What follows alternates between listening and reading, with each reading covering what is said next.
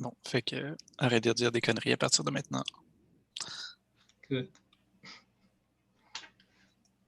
Olivier devrait arriver dans pas long.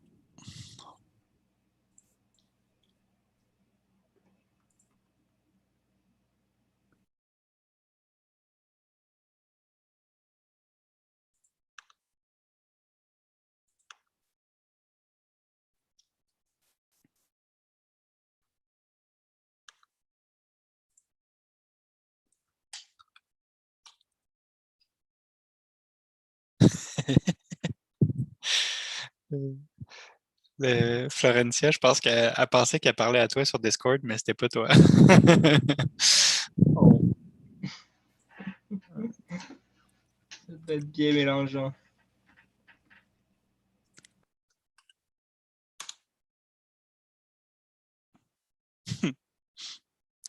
Le thumbnail à date, c'est juste ta face. Tu vas devenir une star. Ouais, c'est ça. J'aurais été tente de mettre un meilleur background que ça, là, avoir l'air dans un palace ou quelque chose. Encore le temps. Right. Fait que je vais te mettre host. T'es maintenant host. You have all the power. Mwahaha.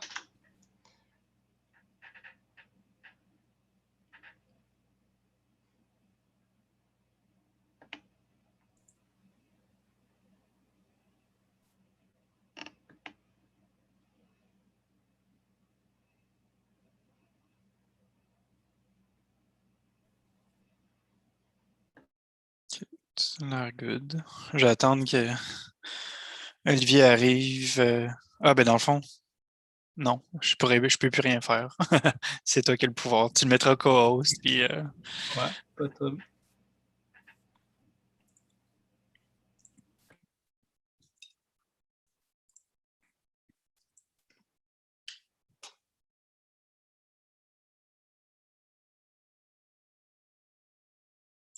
est-ce que tu as les droits de modération dans Discord? Je pense qu'il me les laisse pas parce que j'ai pas tout fait. Oups. Ah, ok. Tu peux-tu l'activer? Ben, c'est pas grave. Ouais, mais j'ai-tu besoin de quelque chose? Je pourrais faire ça quick, mais. Ben, je vais monitor votre chat, puis no worries. Ah, ok, faudrait juste comme créer un channel texte pour. Non, il y en a déjà un. Il est déjà fait, ouais. Fait que je peux répondre aux messages, mais c'est vrai que je pourrais pas genre moderate. Je pourrais C'est faire ça ça. vite. Mais je peux faire. Ouais. Ok, ben si tu peux le faire, c'est good. Mais sinon. Ben, s'il y a vraiment quelque chose de grave, je te dirai, mais sinon, j'essaie de m'en occuper.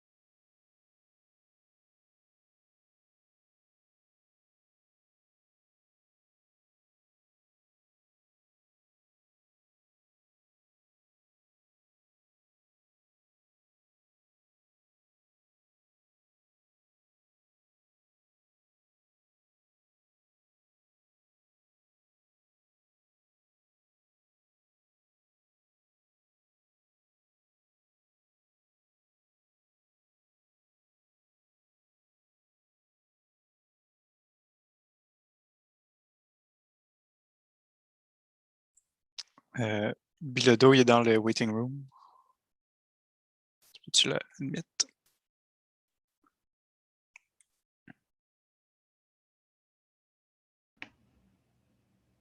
Hello. Salut, salut. Caméra 2. Multicaméra setup. Ah, bah, c'est la cam de la job. C'est pas ma bonne cam. Pour le jour parti, j'en ai une encore meilleure. On va sortir ça. Salut, Colin. Merci d'être là. Pas de trouble, ça fait plaisir. Je vais vouloir que tu checkes ce que je vais avoir de la misère à checker, c'est Discord, pas le channel CTF, l'autre, de workshop général. Parce que dans le fond, le monde sur YouTube, ils n'ont pas le channel de workshop Ouais. CTF. Fait que ça, je vais vouloir que tu checkes ça. Puis le Slack aussi, je pense pas checker Slack pantoute de staff. Là. Fait que si jamais il y a de quoi là-dessus, tu m'avertis. Puis, juste pour pas que tu sois surpris, c'est dans le fond, la formule, c'est il n'y a pas de slide, c'est moi qui solve 12 challenges en 3 heures. Good. Fait que c'est pas dur, là. Fait que je me suis pratiqué tantôt. Puis fait que c'est ça, fait que tu sais, j'y vais lentement, j'explique, je donne beaucoup de détails sur la théorie, les commandes en arrière des affaires, puis tout. Puis je vais essayer comme de time tracker, puis comme peut-être aller plus vite à certains endroits selon, mais je vais partir vraiment slow parce que j'ai quand même beaucoup de temps. Puis il y a des affaires qui sont vraiment faciles, là. Fait que c'est ça. Wow. Tu connais les durées. Mais juste un heads up, je suis pas sûr que j'ai accès à Slack sur cet ordi-là. J'ai checké 2 minutes, puis OK. je Ben, vais je pense pas vérifier. qu'on reçoive C'est le Slack rien. du staff, c'est ça, de Nordic, l'organisation. Ouais. Ben, dans OK. le fond, tu Donne-moi sais, une ben, seconde. Hugo, es-tu là?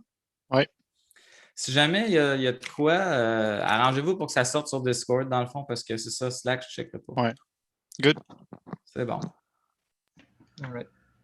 Puis, ouais, puis là, je vais essayer, Craig, de ne pas leaker mes fenêtres, là, puis tout, mais c'est dur.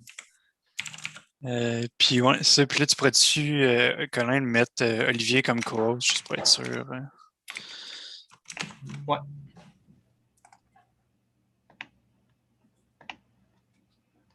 That's it. Fait que là, mettons, là, je vais commencer à partager mon écran. Hop. Puis, Ouais, on va bien. ouais, je me suis mis en 1080p pour ça, là.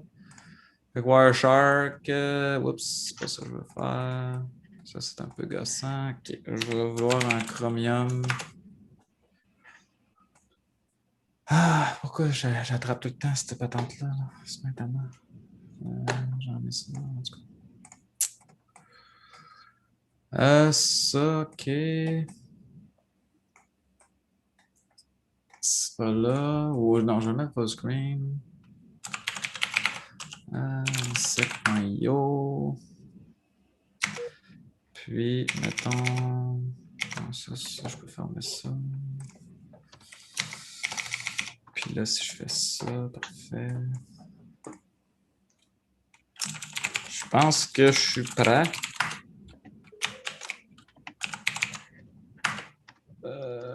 Sans...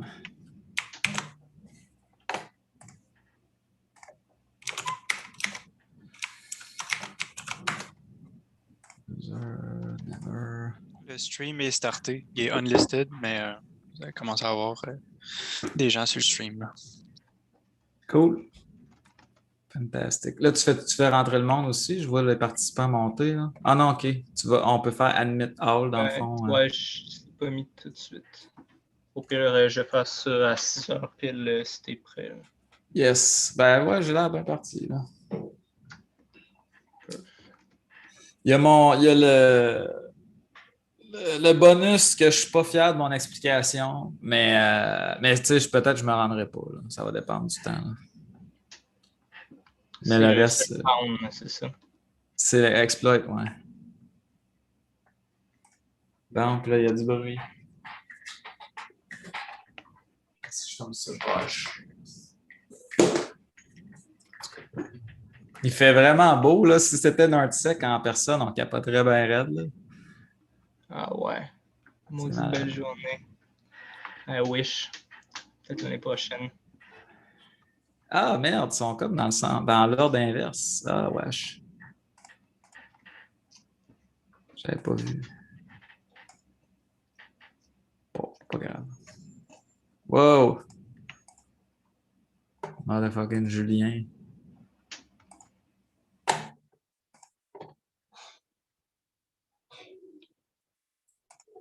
C'est où qui m'a envoyé ça? Bravo. Ah, Keybase.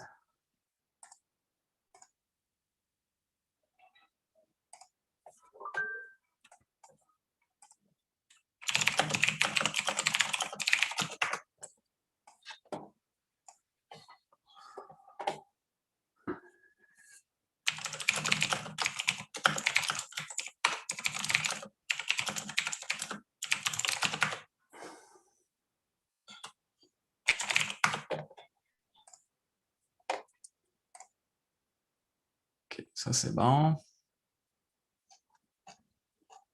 On va envoyer un message. Oh, j'ai pesé sur le message, puis je ne vois pas la fenêtre. C'est parce qu'elle a popé. Où je suis? Ah, je suis co-host. Ah non, faut-tu que je pèse pour voir le chat? Comment ça marche? Chat. Voilà. OK. Everyone in the waiting room. OK.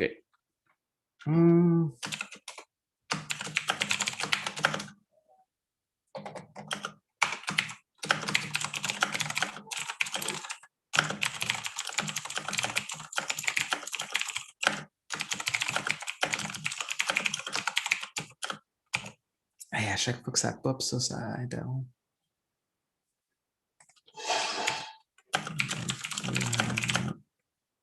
Sérieux? C'est fucking gossant.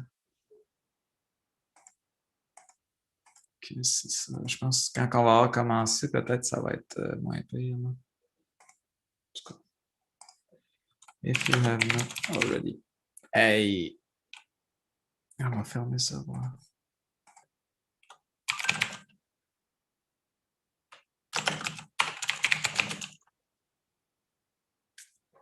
Sérieux, la barre à gosse, là.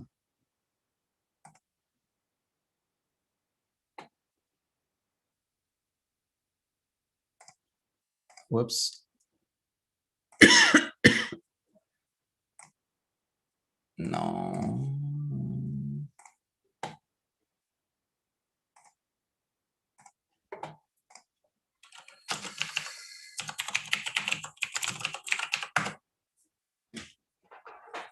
C'est bizarre. J'ai fait un meeting Zoom mardi, puis j'avais pas les mêmes options, puis le même UI, pas en tout. Puis c'était la licence d'RSA Conference. Là. Ça se ressemble, là, en tout cas. C'était sur Zoom. Ouais, c'est bizarre. Peut-être que tu n'étais pas co-host, non, je sais pas. Ouais, j'étais co-host pour pouvoir partager mon écran. Tout. En tout cas, pas grave.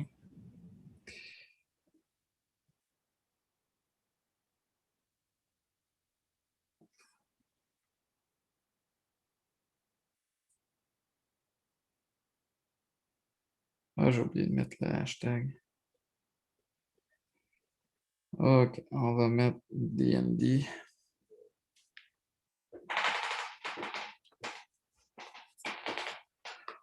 OK. Maintenant, oups. Ah oui, aussi, Colin, une autre affaire, là. Des fois, là, quand j'ai des fenêtres une par-dessus l'autre, là, il se met à avoir des glitches dans mon affichage. Là. Si jamais ça arrive, dis-moi là, j'ai un workaround. Là. Si je m'en vais dans une fenêtre et qu'il n'y a rien, ça ne le fait pas. Fait que, tu sais, si genre, c'est quand j'altab entre un browser et une autre affaire, ou genre mon Wireshark, souvent, c'est mon terminal qui sort comme à travers la fenêtre de d'autres choses. Fait que tu fais juste comme unmute toi, puis il fait juste me le dire, puis je vais. Ouais, c'est good. Puis aussi, je sais pas si tu vois, mais on voit pas le chat par ton écran. Ouais, je sais, c'est cool ça quand même. Hein? Montrer, là. Ouais, c'est drôle. Ouais, c'est spécial. C'est bien fait. Ce bout-là. OK.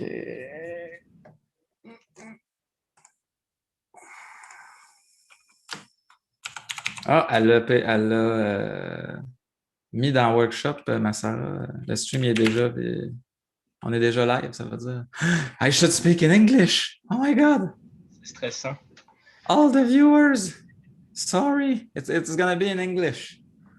I think you need. I need to spotlight. Am I a spotlight? I don't think so. Let me check if I. So we're waiting for 6 p.m. And let's check what this looks like. I don't think you have the spotlight, but since you share your screen, I think that automatically what they see is only your screen. Oh yeah, the windows are kind of grayed out, weirdly grayed out. That's weird.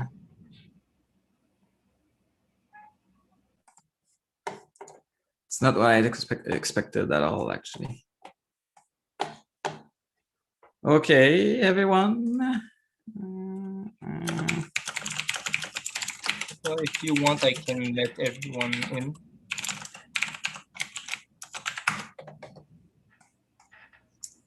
Yeah, please do. Some people actually caught you speaking French. Yeah, I saw that. I hope the bar glitch is gonna disappear once we start admitting people in. Yeah, feel free to. Oh, you admitted everyone. Good. You'll have to do this a couple times, it seems, but 6 p.m. We're gonna start, I guess. So, hi everyone. I'm gonna paste this. Everyone should have joined CTF one-on-one.nsec.io. I'm gonna send it in the chat again to everyone in the meeting. This is what we're gonna do tonight. We're gonna go do a power playthrough, a lot of the easy challenges. If you don't want to listen to me, feel free to do so. All you need to do is just solve the challenge. I advise that you start from the bottom and you work your way up. So sysadmin track first, because you'll gather a system that you'll use in the web track, and then forensic, and then reverse engineering at the end, because it's a bit tougher, or it's not that it's tougher, it's that less people are familiar with it, right? In Chrome, everyone did use the developer console or whatnot, but not necessarily everyone opened the binary and Hydra or something like that. So yeah, that's why we keep it for dessert. And there's a stack smashing exploitation challenge at the end as a bonus. We might get to it, we might not get to it. It will depend on how successful we are plowing through these together. So again, the way it's gonna work. So some of you have already started. So this time around, I decided I'll keep the scores open. Everyone can play. What I'll do is I will power through all of these, and I will give a lot of theory, a lot of explanation around each of these, so that you build an understanding of the maybe thought process, or the simple challenges. And the hope here is that whenever you face a harder one, you'll have the basics. You'll be able to have at least the little hook or how to approach something. And the sysadmin is really just the base layer of stuff that you need to understand to access a system. At NorthSec, it's IPv6, so it's a little bit more difficult, but it's something that is necessary. Port forwarding, understanding that an XSS payload, oftentimes you need to host a server in order to reach, so that the payload will reach it. It needs to be exposed, stuff like that. So before we get started on the first challenge, I just wanted to say that for CTF, everyone needs a muse, right? So you need something that will inspire you, or something that will make you move forward, or make you engaged. And for our team, we started with really bad habits. Our muse was alcohol. So what I learned through the years is that it's quantity matters, right? So what we're gonna try to achieve here is obtain the Balmer peak, or maintain the Balmer peak. So I'm gonna show you the XKCD regarding that. So we want the hacker equivalent of the Balmer peak for CTF. So it's very important, because the productivity is taught at a specific level. And I'm having a pretty strong IPA, so we're gonna go smooth and a sip at a time to give us some motivation or to be in that peak. But again, you need to find your own muse. So it's not because it's mine or it's ours, the SysIP groupies, that it is yours. So yours could be a lot of different things, but you have to keep in mind that it needs to be productive. Like it cannot be like run 5K, because you'll be running 5K during NordSec, which doesn't make sense or doesn't work. You need to be sitting in front of the computer. So that aside, let's take our first sip. Was waiting for this. And off we go. First challenge, SSH. Okay, 10 solves already. So 10 people are faster than me here. The ability to use SSH key is a key skill for CTF player and someone in the security field, right? So this should be fairly straightforward. Let's do workshop CTF 101. Let's destroy all that I had here up so that we can start from scratch. Pub, here we go. Should I make this bigger? I have profiles for that. That's maybe a bit too big. I think everyone being on his computer, this is actually better to present than than in person, where it's on a screen. But I'll still go with the presentation in case someone's watching this from on their television. So, all right. Now we have access to 2 files, and we have a kind of a good hint. So port 2222 host name. We're gonna download the key pair, right? My little folder I had here. So let's label this with the track name, sysadmin, and then we download the key pair. We got some instructions. So host name, specific host name, let's copy it. User and port. So for SSH, the help can always help, but we can use the following syntax. So it's user at, and then since SSH is a protocol, it's very important to remove the HTTP column // right? It's what we're connecting to is the host name ctf101.nordsec.io, and in addition to this, we will specify the port. So we need to do a -p 2222 in order to specify that port. And so what SSH does is it combines several channels that are useful in order to do network interactions and have access to the TTY, the terminal environment of a remote system. So now we're using just the basic, I want to get a terminal on that host, logging in with that user. And the key that we downloaded is some secret that was generated by the server administrator that he sent to us. So this prevents the use of password. And since keys, are files, they carry a lot more entropy, a lot more randomness than usual passwords. And it also is a good measure because users could create weak passwords that could be brute force. But when you enforce key logging only, you basically raise the bar. You avoid users, setting it to something simple. Now, I will deliberately not use a key, and we'll see what happens here. So, whoops, I have already connected to this before, and it had a different IP or different key. So let's just get rid of that. Start again. So the way my SSH is configured is I always print this host key, a visual host key, just so that I remind myself, oh yeah, this is the same host key. This was not compromised. it's a setting I copied probably from Pierre David or someone like that that I kept, but you will not see it after the first connection, I think. But for myself, it's on every connection.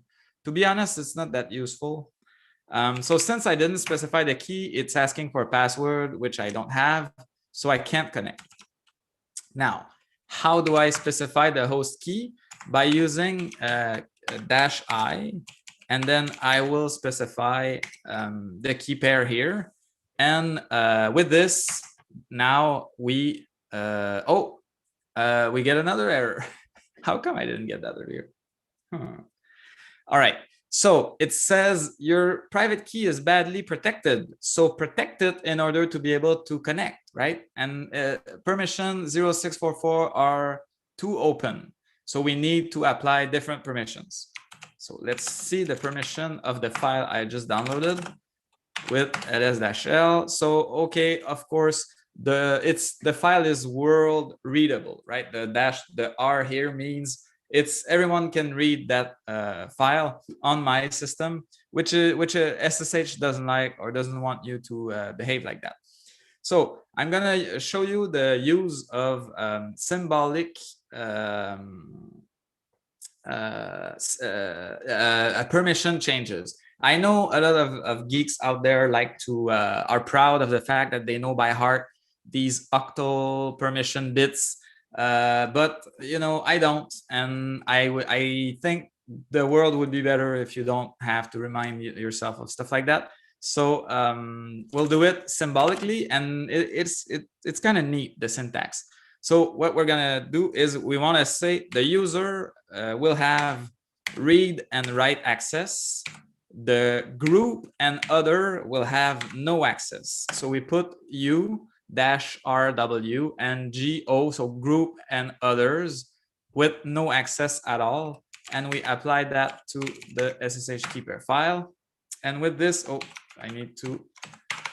I used chown to change ownership instead of shmud. So of course, u equals rw is not a valid user. Thank you. Now that's better.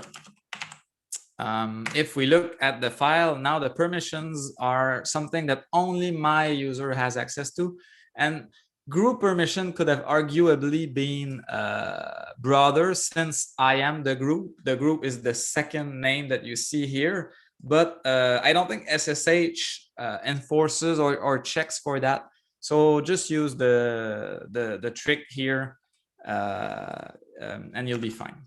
So let's try again. So we connected, we logged in on a system called PivotBox. And as any time that you solve a flag or that you you follow a specific challenge, you always need to, look. So where am I? What are the local files? I got flag.txt. Okay, that sounds like something I would like to read. And so if you cat the flag, you get a message saying, congrats, learning to use SSH and SSH keys is a very important skill. So let's copy this and see if we got it right and if it worked. And there's the key in PuTTY format here for people who are on Windows and wants to use PuTTY, but I'm not gonna solve it that way. I find that what we're gonna do later,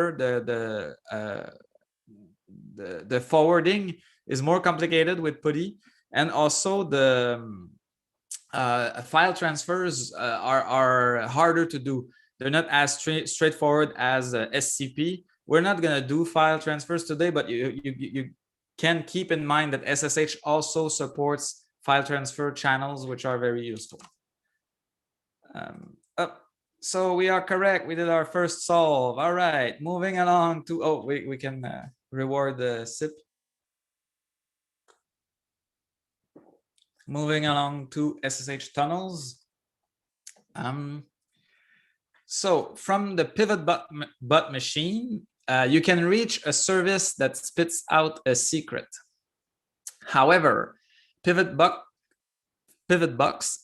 lacks many tools like NC or SOCAT. Maybe we should learn to use SSH tunnel to reach that service.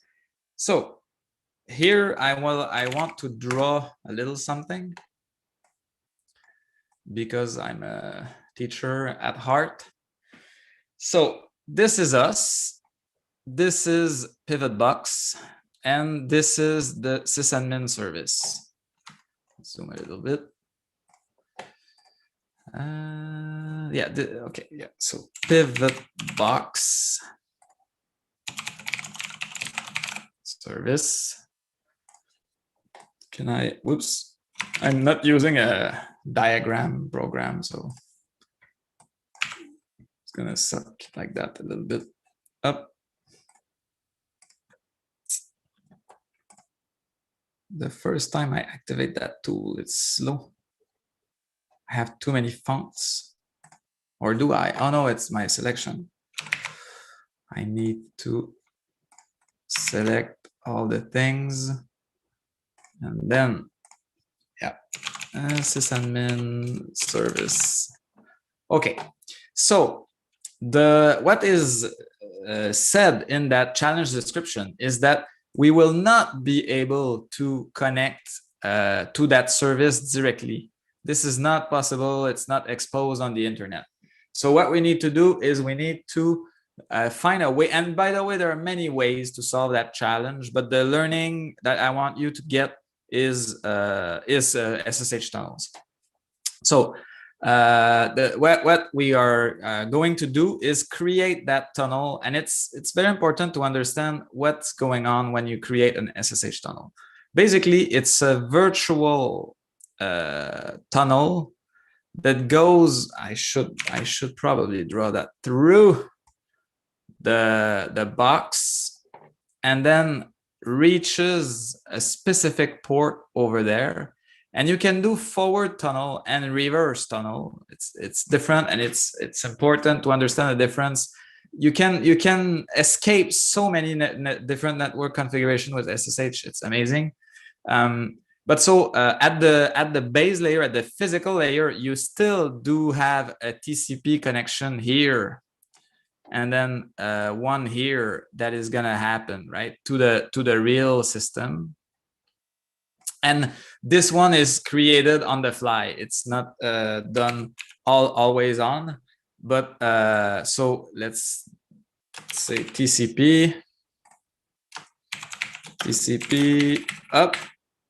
But so inside that layer is where it happens. Inside that SSH TCP connection through port 222 is this capability, this tunnel created between the two different systems. And so here we want to reach a service on port 5555. So we're gonna poke here. We're gonna plug our outgoing tunnel into 5555, and so then what we specify here as a listening destination, and it can be a different host.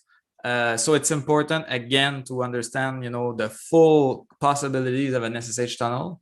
But so you get to specify where it is, and when we send packet in there. So let's just write that this source of tunnel can be specified, and when we send packet in that, it will automatically appear here on the 5555. Okay, so with this theory in mind, let's not follow any advice and straight try from here to connect to sysadmin service. Is that the name? Sysadmin service. Okay, so ping sysadmin service. Does that work? Oh, we don't have ping. It was said that it's the case. NSLOOKUP is not there. Dig, it's not there. Okay, this system was very restricted. Of course, there's Python, so you can probably write a one-liner in Python and do that, but that's not the purpose here. So we're gonna bite the bullet and create that tunnel. So I'm gonna show you two ways of doing it. I'm gonna show you the command line way, And then I'm going to show you the config way, because it's neat to be able to use configuration in order to do that, because you don't have to repeat the same commands over and over.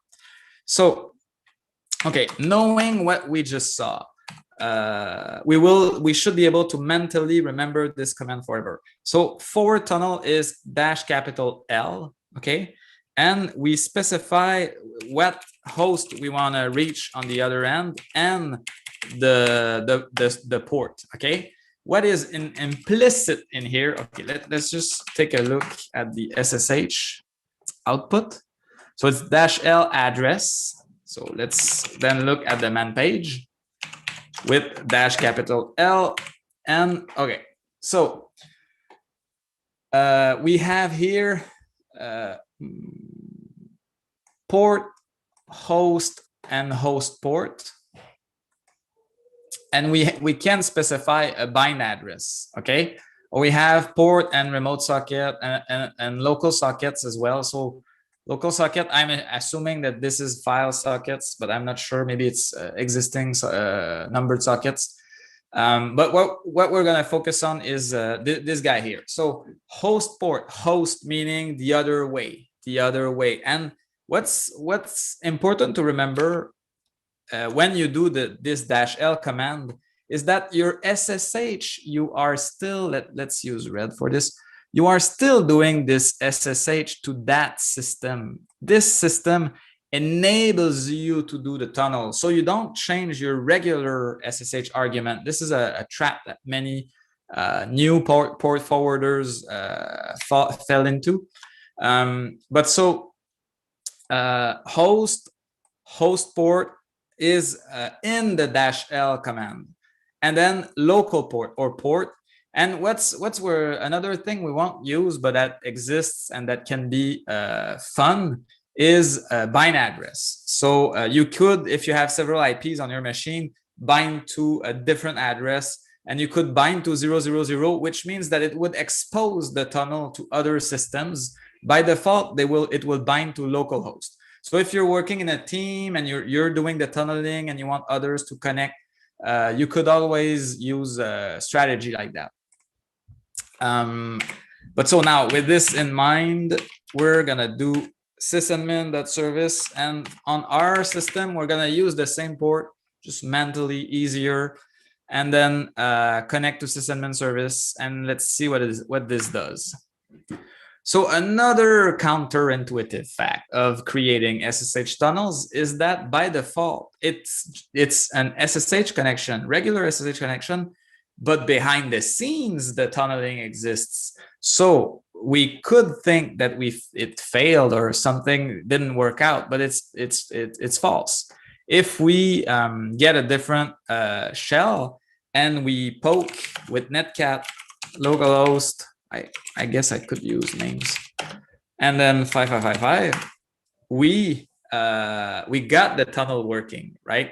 We just sent a netcat query on localhost 5555, but it pivoted through the pivot box and reached that 5555 on the other side, and we got the flag. Now, there are commands or switches of SSH to prevent obtaining this shell, meaning that this SSH would not be used for TTY interaction, just for port forwarding. This exists. I think it's -n, lowercase n. I don't remember by heart. But another cool trick I want to show you. Let's go in the sysadmin. I'm going to show you how to do a config file. Will I be able to call it? I didn't rehearse this part. Capital F config file. Let's do that. Okay, let's try. So what I'm going to do is create a config file. So let's call it host pivot box, and then host name. I should have rehearsed this. It's identity file, and then we could use it's SSH key pair. This, and then user is user. host name is ctf101.nsec.io, and then port is 2222. Okay, let's just try this. So if I do ssh config pivot box, does that work? Too many authentication failures. Why is that? It's trying all my keys. Oh my God, so many keys.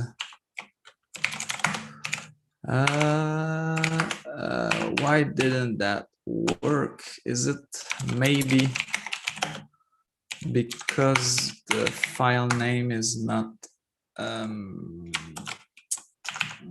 full? Let's try that.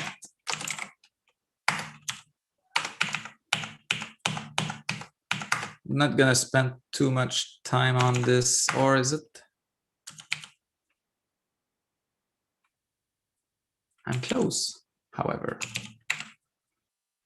Is this so? You can read about the SSH config by doing a man SSH underscore config, and so host was correct. Identity file to the path, that should be correct.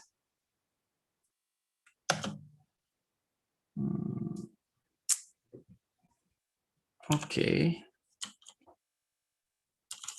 All right, so since this was a bonus, I guess I'm gonna move on, but what I wanted to show here is you can also, instead of the -I, the dash capital L for the forward, port forward, you can use a local forward specification. And so this allows you to do your port forwarding in a constant fashion. And so you use the same syntax as regular. And the reason I'm doing this in a separate file is that I don't want to open my SSH config, my personal SSH config on stream and on YouTube, because it has a bunch of hosts that I don't want people to be aware of. So that's why. And but I think that there's probably a fallback that affects this in my config, and specifying just this breaks it. But so the local forward is nice because it's kind of self-documenting, and you can put many of them in a single command. So it's kind of a neat way to document, and it's easy to share around, right? You just share the config and people can connect. So I'm using this more and more at work for people to be able to connect to our stuff. Oh, I think someone broke the server. Is that possible?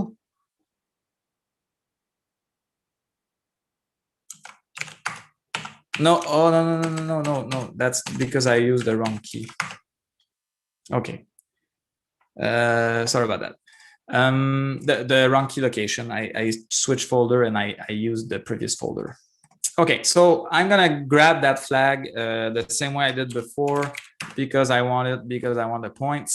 But the SSH config advice stays sound. It's a very good way of remembering how to use how to remember and just copy paste configs around without having to restart from scratch. So here we go. We have someone who says he can't do the tunnel. Can we, what is your GoToMeeting username?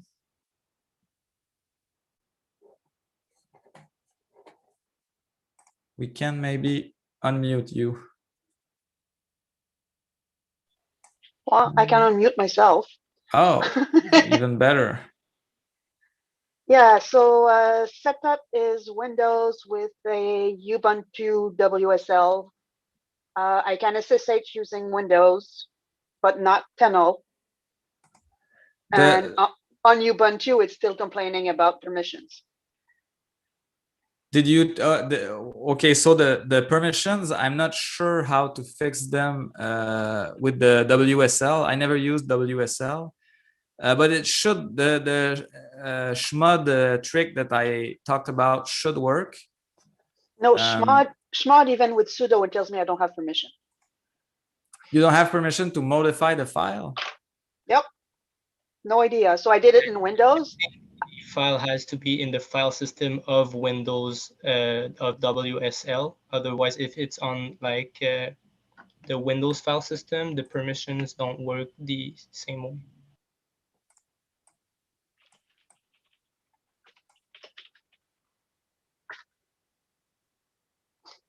So if I check the permissions in WSL, the file is read only.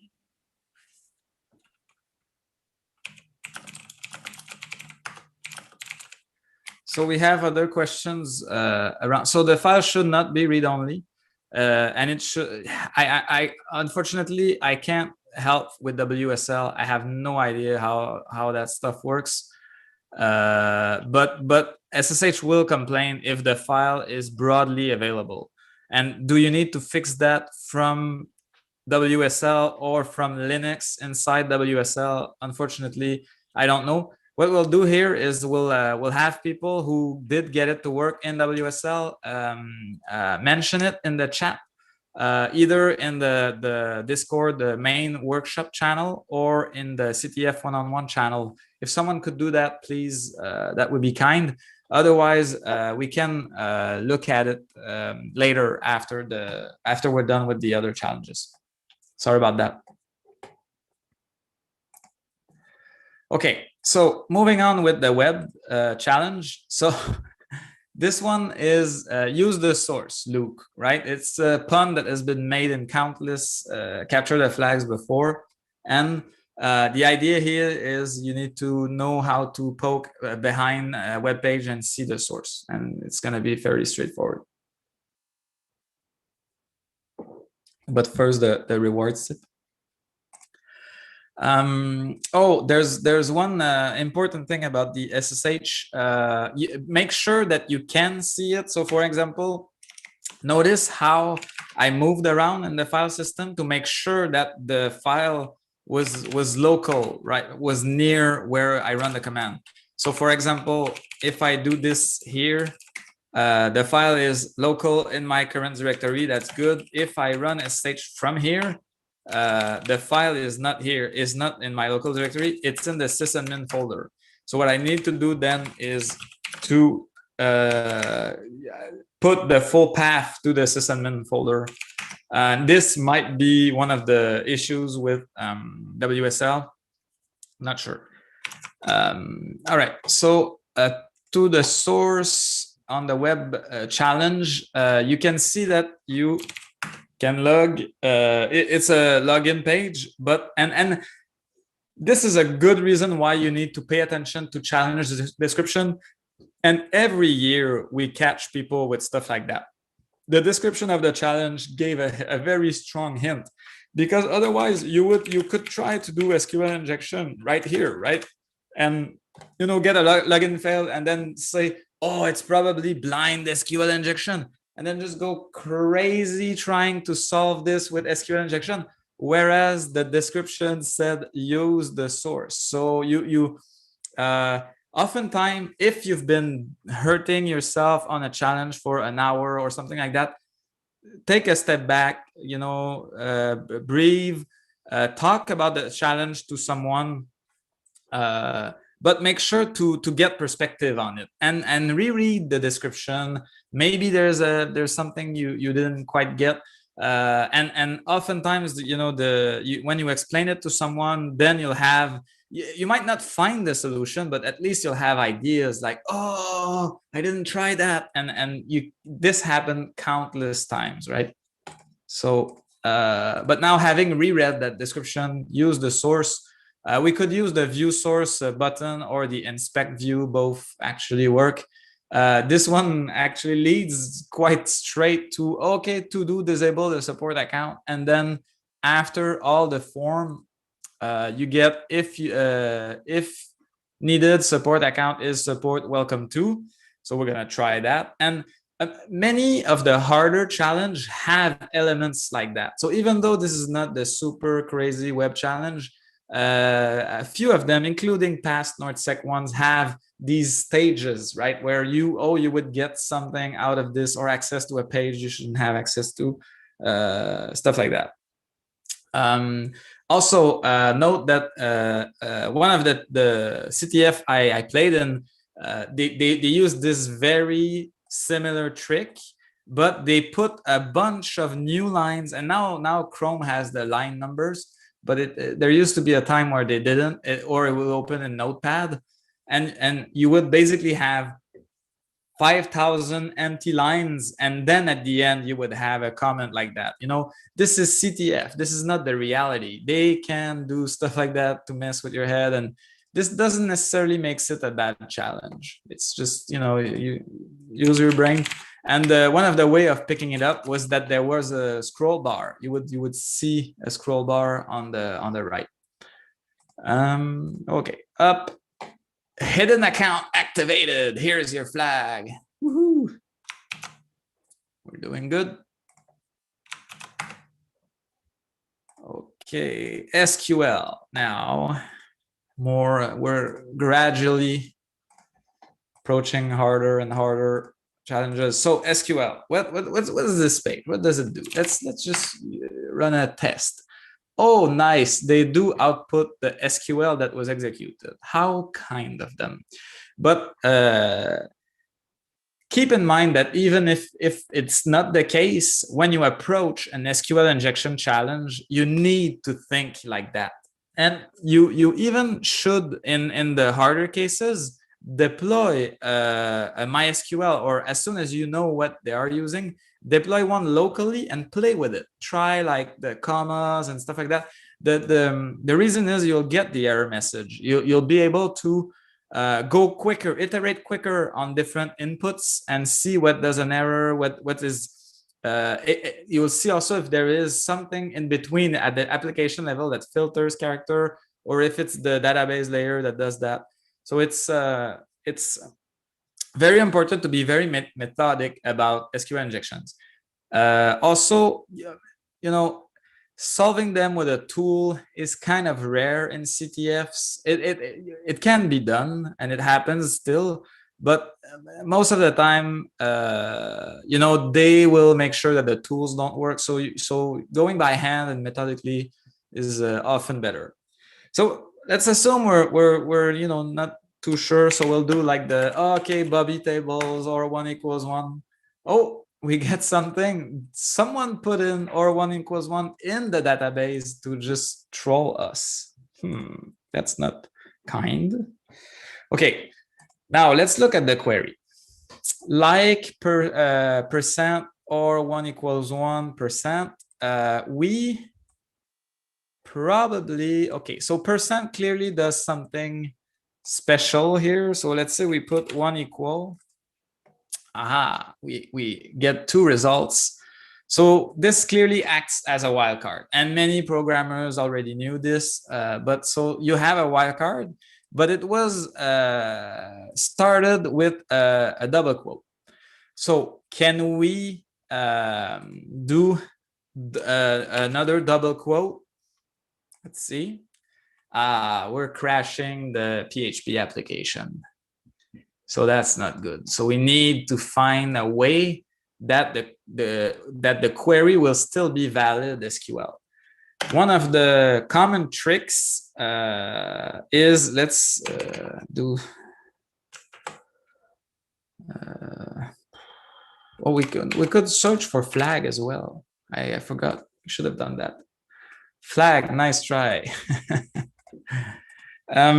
Okay, so let's then do flag and then close the quote, but not having crash. So we did flag, close the quote, it crashed.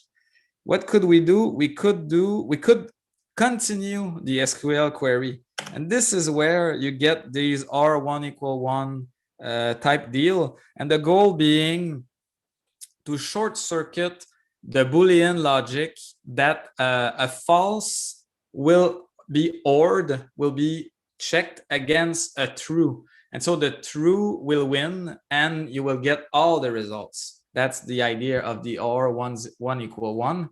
Another way that we could terminate that query properly is to comment the rest of the line. And the SQL language has comments, and in many flavors, again, important to check your database and fingerprint it and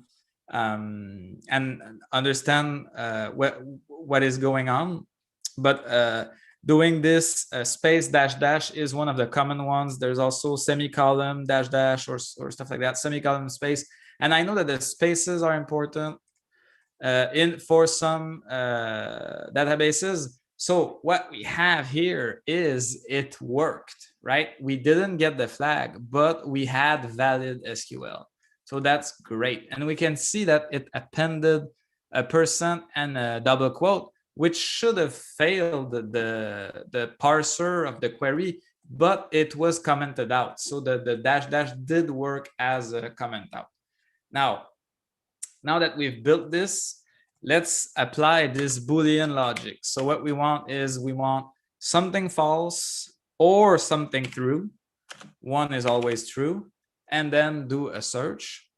And boom, we drop the whole table by doing this double quote or one and then comment after and comment the rest of the query. So the query is valid. And you can see that the challenge designer played with us a little bit because they use non-ASCII characters here. And even in the description, they're using this Unicode flag fancy format. And the NorthSec challenge designers are world-renowned trolls, so you can't expect something like this going on. So there are other ways to solve that challenge, many other ways. And so I'm going to show you one that is fun. And this was discovered as I was presenting it. So if, let's do test again. So if this percent is a wildcard and test, then nothing prevents us from doing from submitting a wildcard. So it could be wildcard, wildcard, wildcard. Does that work? Yes, it does. So you can, dump everything like that, as simple as that. There are oftentimes unintended ways of extracting flags,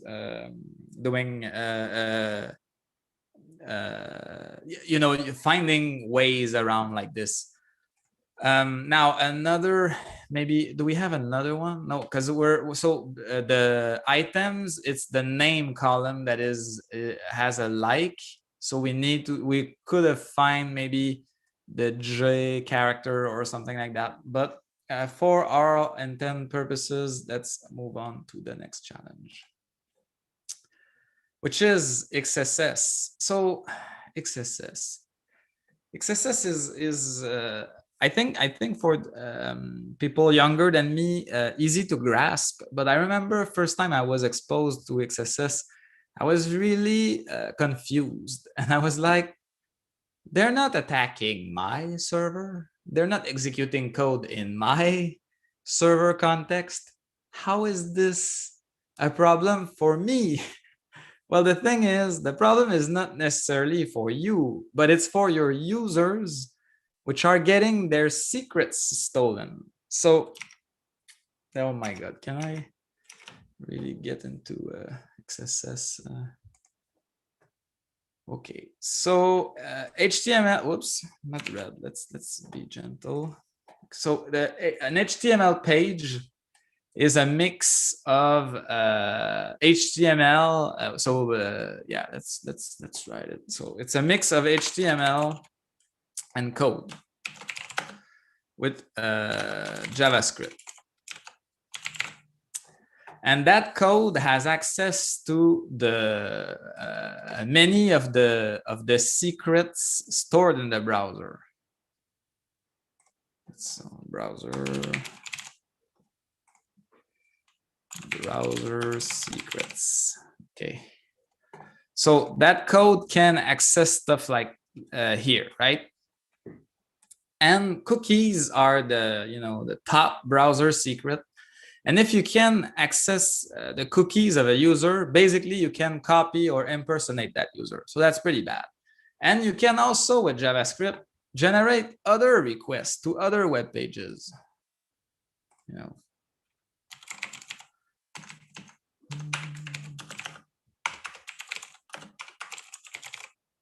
we go.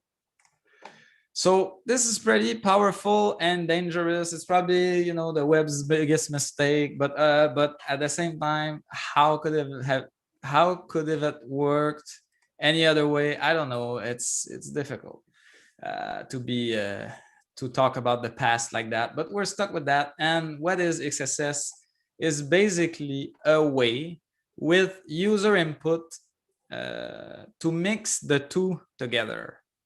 So what should have been HTML, the user submitted JavaScript instead, and this is where the diagram gets messy. But the user submitted JavaScript instead, and so code is executed. But at the root cause is badly sanitized user input. So root cause. Okay.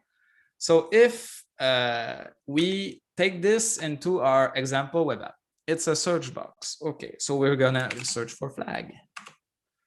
I search for flag, no flag. Ah, damn it. I'm gonna reread the description. Can you XSS yourself? Important, your payload must contain alert one. All right. So, this is user input. Yes. And this is HTML. So this user input is returned by the server and is now page content in the HTML context. Okay, interesting. Is there any filtering happening? Can we do pure HTML injection or entities injection? HTML entities injections. Okay, so you see this I submitted HTML balise, anchors, HTML entities, and they were reflected in the page. And now I see that the bold is there. So let's get back to what is JavaScript. JavaScript is code in the browser with the HTML. So how could I generate such code? We can try by using script, and then let's do a benign payload, a non-alert payload. Let's not go straight to the answer. So document point write. Does that such a method exist? I think so. Yeah, document point write. Okay, let's try that. So are we really executing code in that context, or is Olivier messing with us, right? So document point write, and let's put coucou, or not coucou, it's too French, hello. And then let's save it up. Oh, you search for hello. So what happened here? This was written like hello, but what do we have in the page? We have a script that said write hello. Interesting. So it means that here we could have this browser window request stuff from other servers, and of course there is the cross origin policy, cross origin, same origin policy that prevents many of attacks and that mitigated the worst, the biggest problem of XSS. But we're still executing JavaScript, and now it's all about imagination and having it exfiltrate or do our bad bidding and various ways. But the point is, or I hope you understood what XSS is, and why it's dangerous. Now we're gonna do this flag, and then the next flag we're gonna crank it up a little bit on the XSS, because self XSS like this is almost never a CTF challenge, but you'll see the next type of XSS is. So your payload must contain alert one. So let's do that now again. Script alert one, and then script. And oh, I get a pop-up. So the code executed in the browser, I get the 1. And congratulations, you XSS'd yourself. I have the flag. Yay.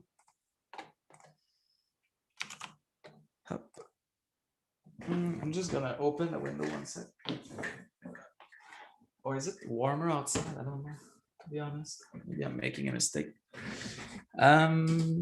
Okay, so this is solved. Let's move on to XSS Larry. So let's take the sip of victory.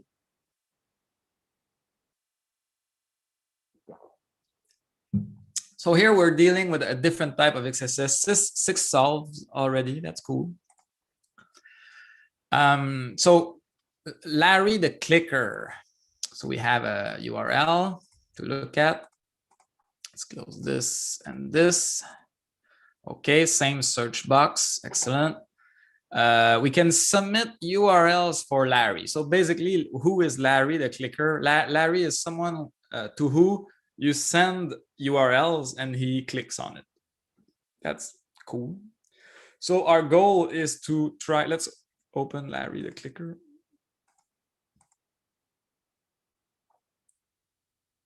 Please give me a URL and I will visit it. Excellent. So the goal is to steal the browser cookies from this domain from Larry. So basically, Larry has a secret in his browser cookies. For this, we will need an accessible web server because, and this is another very important concept of XSS, is that you're executing code in the browser of the victim. So wherever Larry is, if you want to put code that will exfiltrate that will send the secrets somewhere, it needs to be reachable. So it cannot be your local machine. So, you know, for CTFs, you often need a box somewhere that is easily accessible. And pro tip, and maybe I shouldn't say this, but NordSec is IPv6 only, so maybe you should get IPv6 reachable hosts on the internet. We do, I think, have NAT64 capabilities, but these rely on DNS. So if you don't have a DNS associated with your IPv4, you're gonna have problem reaching your server. So always do a straightforward test before going into more convoluted things, because in NordSec we like it hard, so everything is IPv6. And you know, it's 2021. People were saying IPv6 was dead in 2014, I think, even maybe earlier than that. Okay, so Pivot, we can use PivotBox for that. So we'll go get on that server, and that server is reachable from the internet, or at least from XSS, from Larry the clicker. And so if we have this in the payload, we will see it in our logs.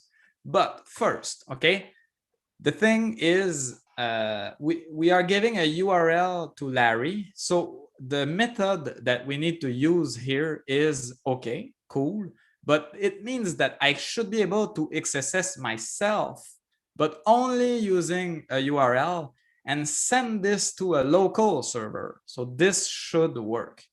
So that's how we're gonna build the payload. So first is, that's probably what we're interested in. Up.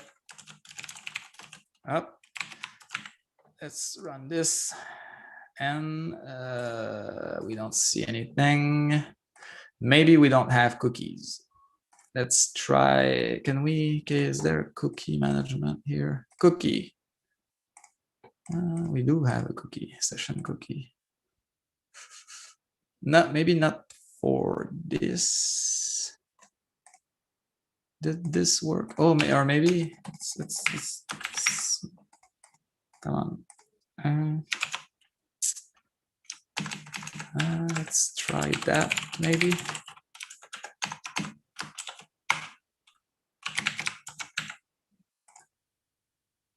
No cookie.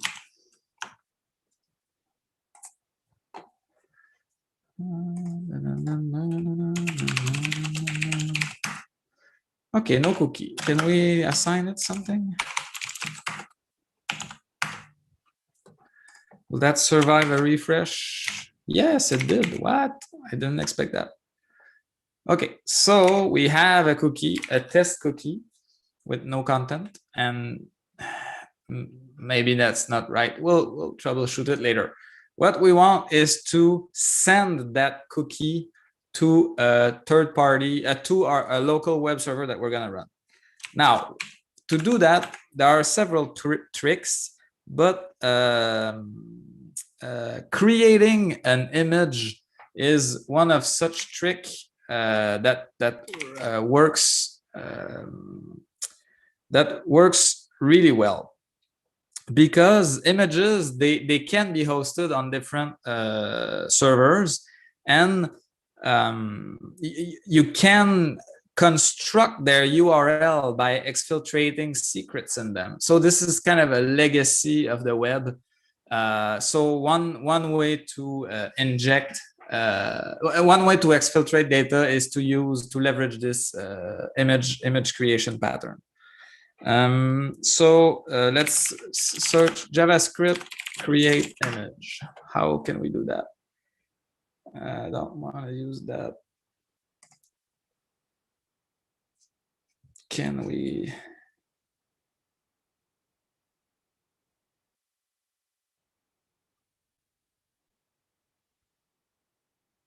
Okay, that sounds good.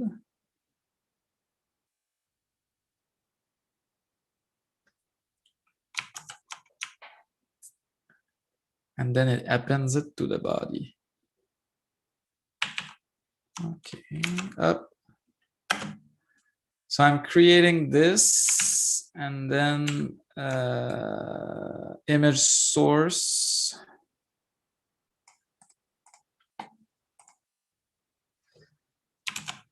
So image source is gonna be localhost on port 10,000, because why not? And then a.gif plus document then cookie.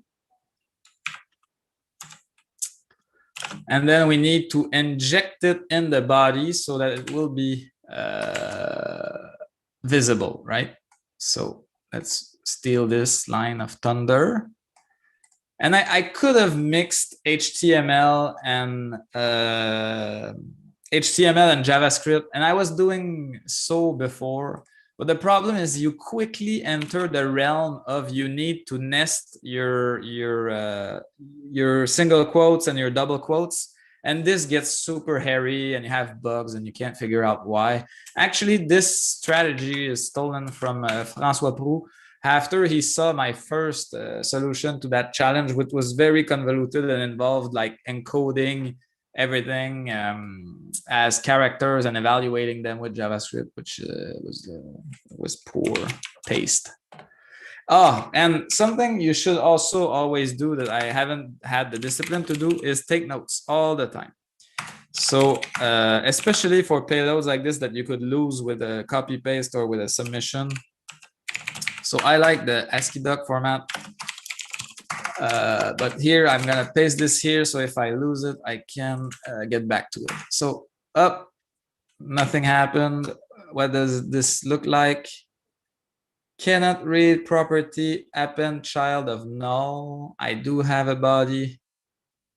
So what was null? Get element by ID body. I don't have that. So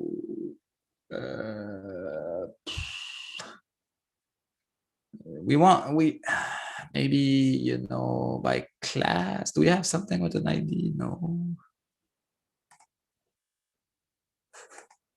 we could, is there such a thing as the document point body point append? Okay, let's do it like that. The console is super helpful as well to understand what you're doing. So let's get back to our payload and copy it because, you know, we're working on it. And then here we can avoid this and just do dot body and it should work maybe. So you notice that I haven't started a web server. So what I kind of expect is the result in the JavaScript, but file not found or broken image. Here we saw a broken image appear, connection refused. So we haven't stole, oh, that's not JavaScript. I made a mistake. Yeah, so I included the document.cookie statement inside the image source. So that's a mistake. So this is better. And now I'm gonna start the server. So I'm gonna copy this. And then let's do a Python http.server and then 10,000. Server is running. Let's paste that here. So I'm gonna walk you through it. Okay, so what we got is a get request on a.gif and test right after. Okay, so it worked from our perspective. Now we need to have that executed by Larry, but let's tweak things just a little bit. I will add a question mark here inside the string because it's gonna be easier to see where the cookie starts, right? Okay, and we're gonna save that in our documentation. So whoops. Okay. Okay, let's go through that payload again together so that we understand what's going on here. Okay, I'm gonna indent it so it's simpler as I explain it. Let's not do that. Okay, up. So we're creating an element, an HTML element in JavaScript. We're assigning it to the variable image. We're modifying the source property of that image so that it refers to something, a web server that we control. This web server happens to be localhost because right now I'm testing on myself on port 10,000, which I ran on the side, and I'm appending on the URL, I'm appending the contents of the document.cookie.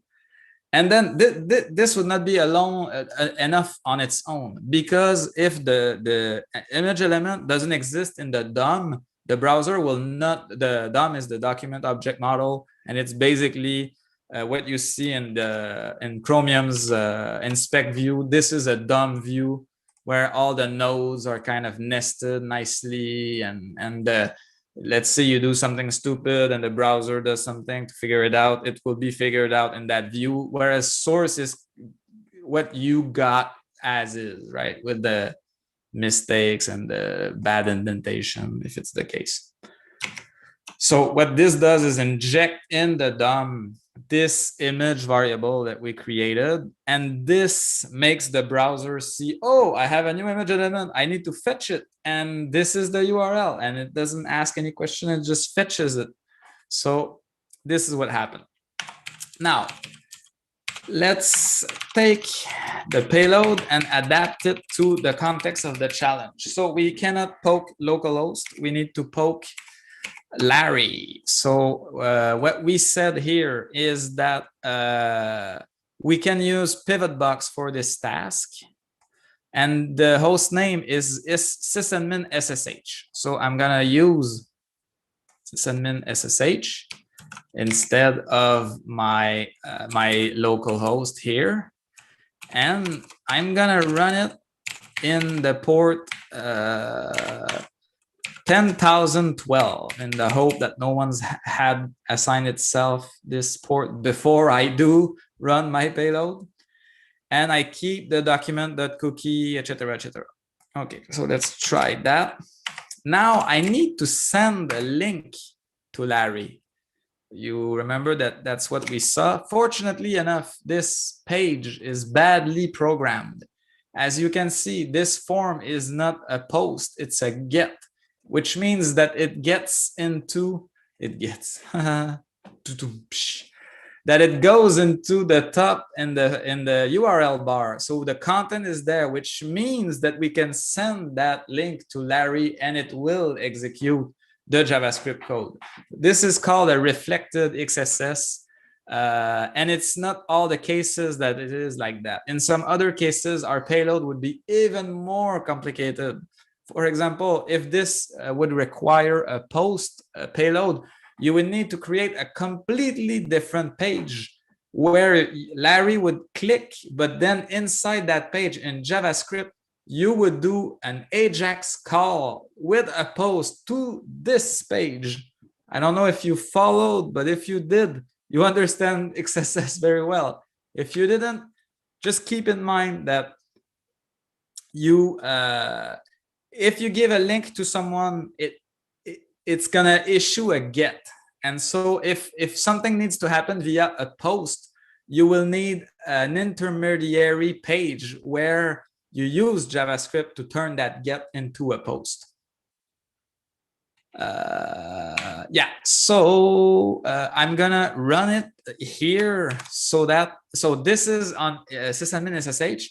The reason I'm running it here is that I want the URL that I will give Larry. Okay, so it's not that I expect any output out of this. I won't have any output out of this. So search.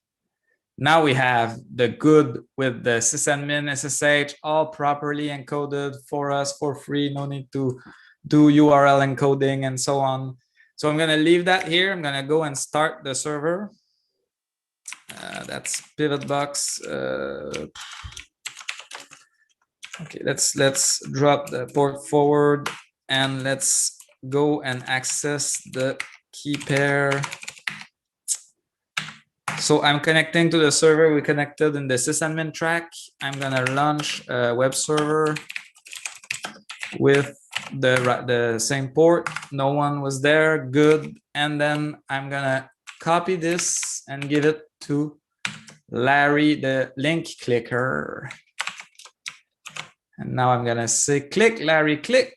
And we can see here the URL was queued. And if we go and look, did we get something? Yes, we got the flag. So again, recapping what just happened.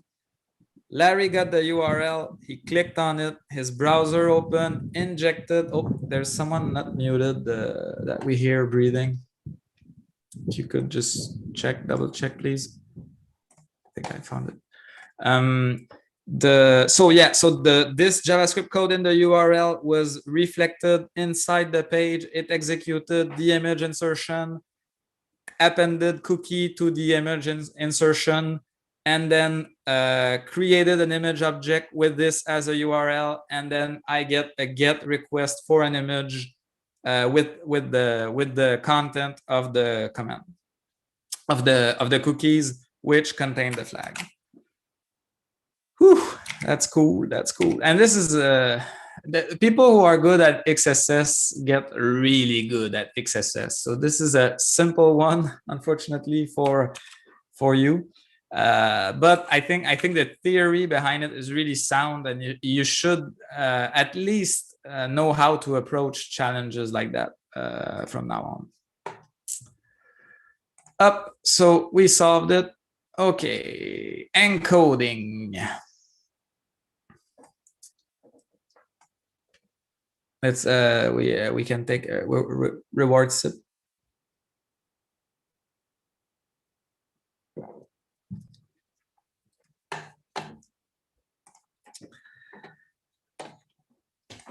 So encoding. Computers encode data in various ways, and it's always evolving. And well, I mean, yes and no, but yes, you know, now we have message pack and protobuf and stuff like that, and gRPC. Simpler times was you know, ASCII is a sort of encoding, but basically we always need to represent binary data or binary information, and depending on the protocol we need to avoid specific characters because they are important for that protocol. So email was an important example because you need a way to carry files of arbitrary type inside something that was text-based and very lightly structured. So for email, we invented UU encoding, I think. For the web, we have other types of encoding. So I see that we have 25 solved. So this is a pretty straightforward one. Many of you solving it a few seconds ago.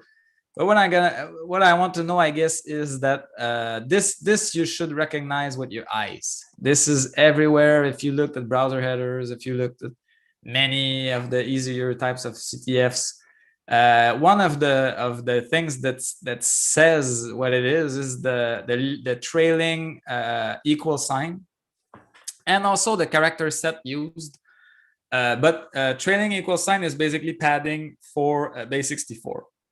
Now, there are two ways that you can decode things like this.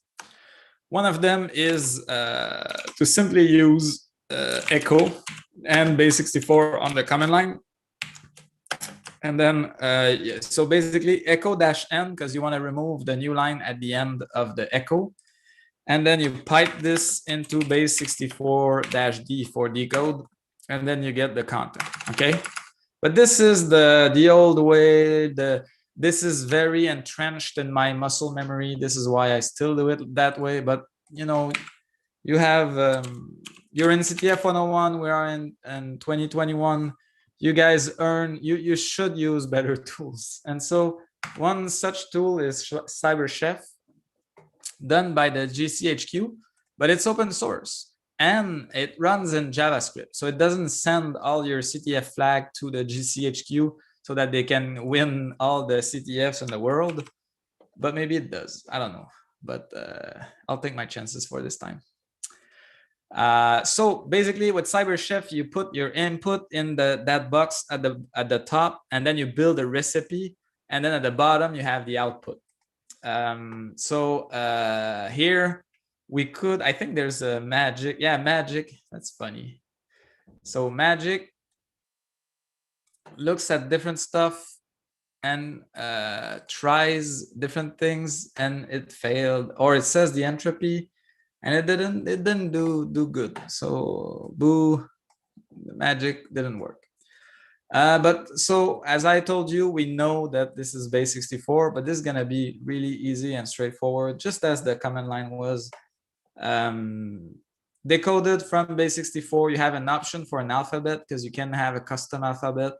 And I think in the standard, there is some variations, and I've seen some malware who would use base64 but just reverse the alphabet because it's hard coded in the algorithm as a list of characters. And so so you try the base64 decode, but it doesn't give you result, and so you move on. But if you would have reverse engineered, you would have figured that this was going on, and you could have solved earlier the issue. It's an arms race, right? So output of this is, in this field, you should recognize basic encoding techniques just by looking at them. Congrats, because it just looks like you did. Here's your flag. CyberChef is way more powerful than what you just saw, and it's important to realize the power of combining the various tokens. And you can also save the recipe with or without the data, and in a couple of formats. So it's a good way to document where you're at in a challenge. Let's say you are facing a challenge like that. So it's very powerful and useful tool that I strongly recommend learning. In some cases, I even used its OCR capabilities. So you could oftentimes you get a challenge where they try to mess with you. They give you like in a badly encoded JPEG, like thousands of characters, and you're like, oh, I'm not ever gonna retype all this. I'm lost. I can't solve it. Well, turns out that CyberChef's OCR is good enough that it could, of course, you'll have to fix a few characters, but it's gonna do that 80-20 or even 95-5 job here for you, and you can move along faster. So I used it in many different contexts, work related and CTF related as well. It's a very good tool. I recommend. But we need to extract this flag here. And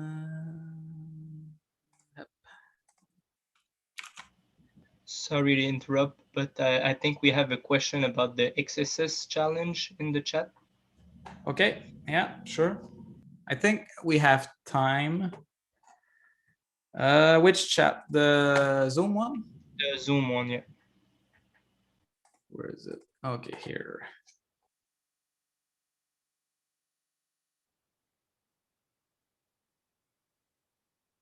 Okay, so the user agent that is calling the sysadmin SSH URL. Good question. So the setup, if we basically this mimics a friend that you send links to, and that this friend clicks on it. So it's to mimic a human, but the way it's built for the CTF, is it a Ceph or a Phantom JS or something like that? It's basically a bunch of JavaScript spawning Chrome browser and instrumenting it so that it will run the code. And I know that I struggled building that bot to inject the flag in the cookies. So it might not be perfect. If you try to have very fancy JavaScript payloads, it might fail on them. So all this to say that it's not someone who's clicking on it that is on duty tonight waiting for to receive URLs. It's a Node.js app that when it gets a script, it will issue a command. And also, if people brute force it or submit many submissions, it might build a large queue or fall off.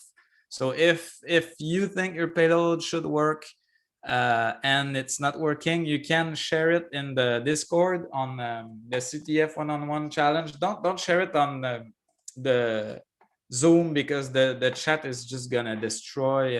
It's gonna be ugly. And others will be able to participate if you share it on Discord, and I'll be able to look at it after we close this call as well. So share it over there. But so it's not a standard user agent, and I haven't looked at the user agent variable, so it might be a bit confusing, or just Phantom JS. I'm not sure.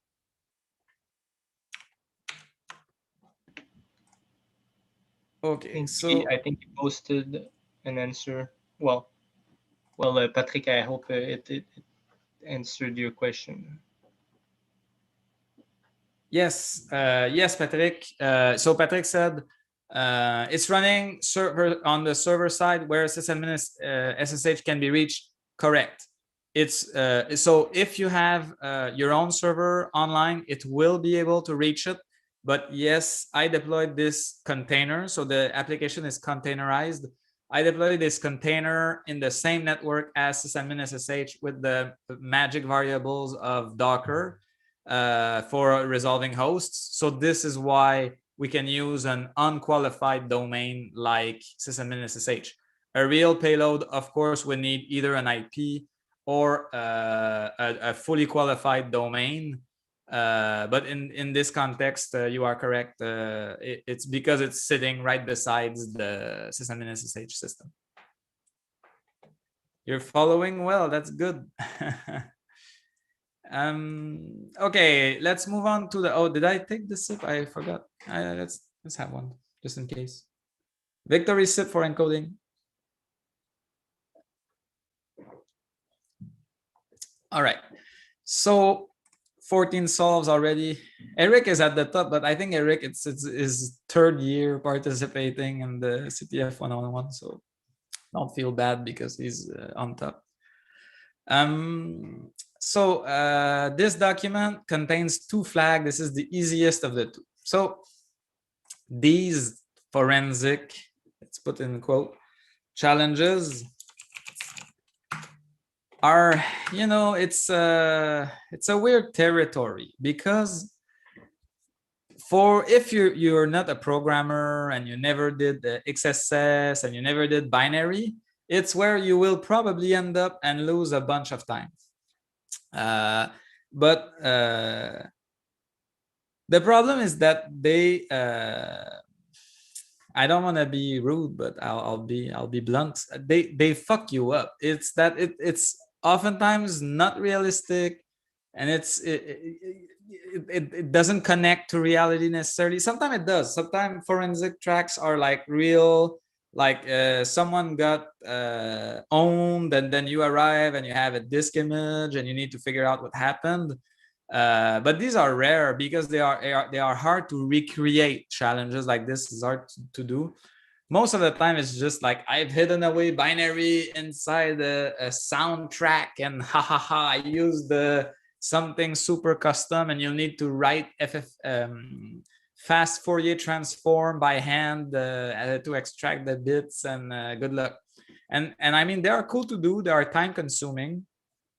But this one here is one that I faced. It's a recreation of one that I faced at Hackos a couple of years ago, where we tried everything, and like, because you know we were bad at it, and I didn't solve it, but when I was told the answer, I was like, I'm never gonna forget. So let's go. Okay, so we set a hard one and an easy one. Let's try easy. Let's go easy. We have a document, you know, a couple of pages, clearly stolen from some university. Not stolen, it's borrowed. Anyway, it's public. So okay, we're looking for flag. And this is important. You make links, right? All the flags so far had flag dash in them. So why not do a Control F and search for flag? And oh, we have a hit somewhere in a white area. And this is why I warned you that these can be,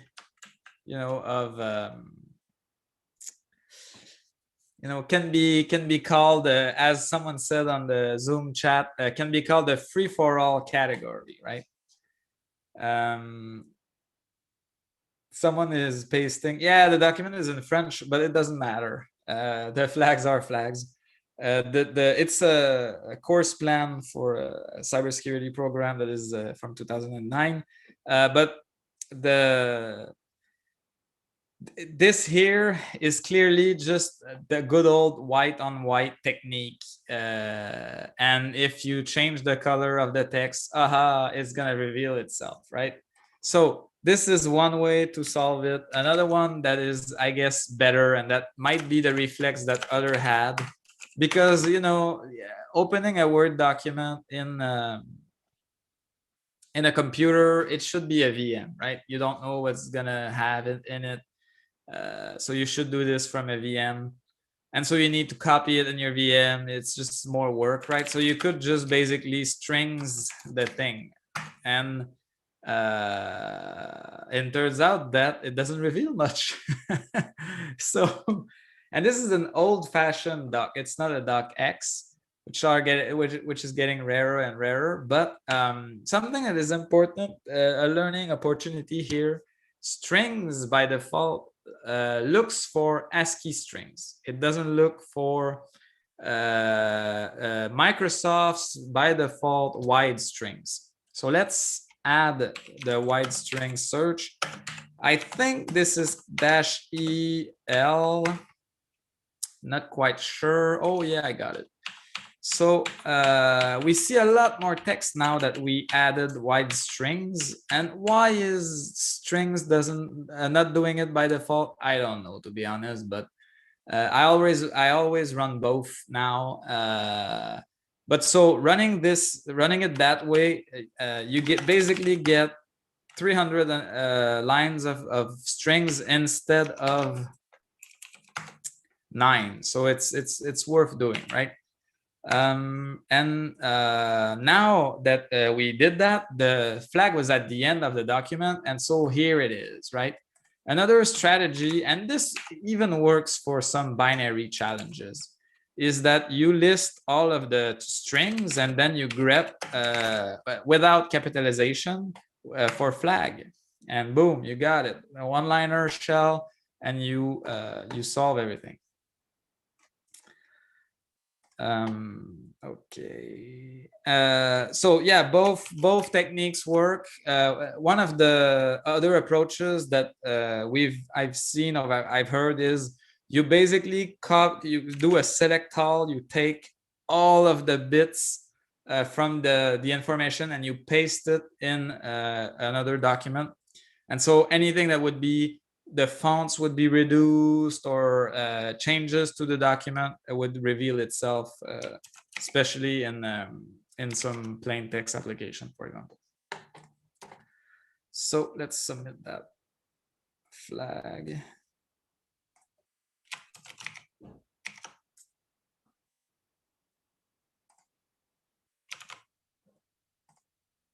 Here we go. All right.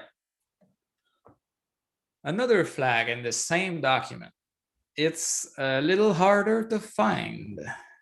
This is the same document as challenge document 1, and the flag is in French, but it still starts with flag dash. Okay. Still starts with flag dash. Cool.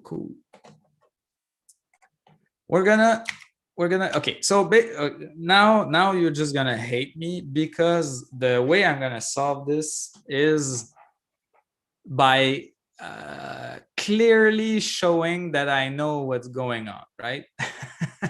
So what I want you to take away from this is that it's the method that is important here, and also how mischievous or uncool challenge designer can be, and to have maybe an open mind of how the solution can be. And I want to say, earlier I said that there's a challenge that I will remember all my life, and this is it, right? That's the one.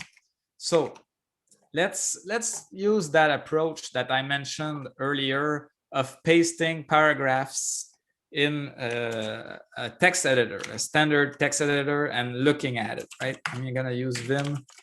So we're looking at this. Okay, I can read all this. There's nothing unexpected. Cool. All right. You notice how I avoided the first paragraph on purpose. So now let's go back to the first paragraph. Paste that here. Aha.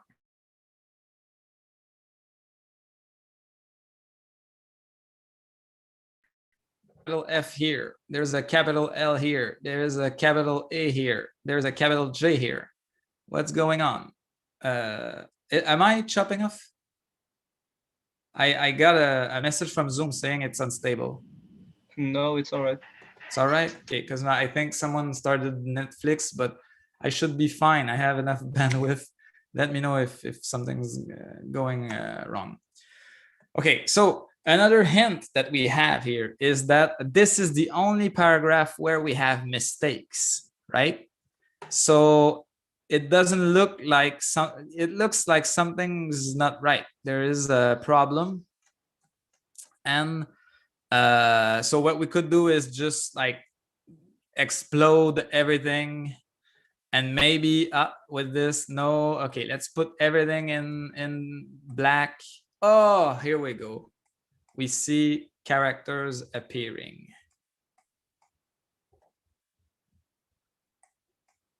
So now we could solve the challenge by manually removing, trimming stuff down. But why don't we write a little bit of Python? So what we're gonna do is we're gonna copy this, and we're gonna open an IPython console. So this is another tool that I recommend learning, and you could use IPython or IPython notebooks. You know what? Why not show straight IPython notebooks? It's better. Whoops. It complained something about you'll likely want to use Jupyter Notebook. Okay.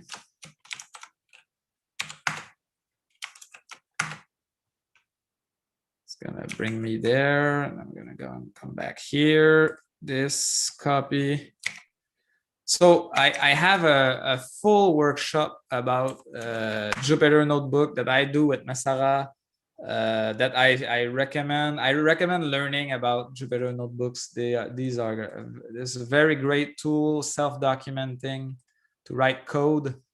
So basically, this is a Python interpreter, and you can iterate on data easily, and you can even graph in it rather easily. So to do some of what I'm about to do, it's very nice. Okay, so we copied that string here. Let's take a look at it. Okay, that's good. Now we want to split on every word. So let's do split. Is this the way? Split like that. Yes. Okay, cool. So now we want to take the last character, right? This last. So last character, but of every word. So we're gonna need to be in a list continuation, and for word in this. Whoops. Okay, so I'm building a list continuation, another very strong Python construct. So basically, I'm saying give me all words, and this is just a variable name, but in this that I split. So I'm basically just reassembling it. But now, if I want the last character, if I'm not mistaken. No, this is reverse. This is removing the last character. Just my. I heard someone. Just -1, but you were gonna do it anyways. Yes. Okay, cool. So I got something, and now it said that the flag was in French, and you can see that eventually the mistakes, they stop, right? In the document. So here there's no longer a mistake, and you can switch your spell check. There's a bunch of things you can do if you're not native, and don't worry, this is just because this challenge was made a while ago that it's in French. You won't have stuff like that in NordSec. But now it's still like okay, I have the flag, but it's not super clear. What we could do is then with this we could join the list like that. And so what we have now is we have a couple mistakes. Let's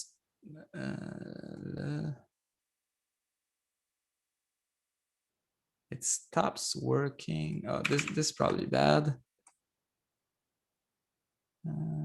The commas are also bad. Let's get rid of them.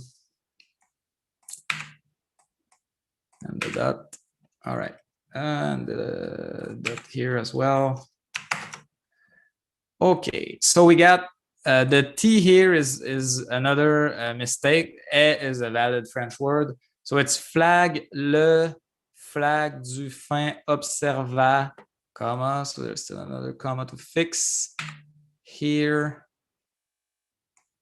we go. Flag, le flag du fin observateur. And we can up and we'll append the capital F at the beginning. Yep. Again, I know I should feel bad showing you something like this, but it's a real case of a real flag that we never solved. And it was a teacher, a professor at university who created the challenge, and it was like, I can hide messages everywhere. And I was like, he was right.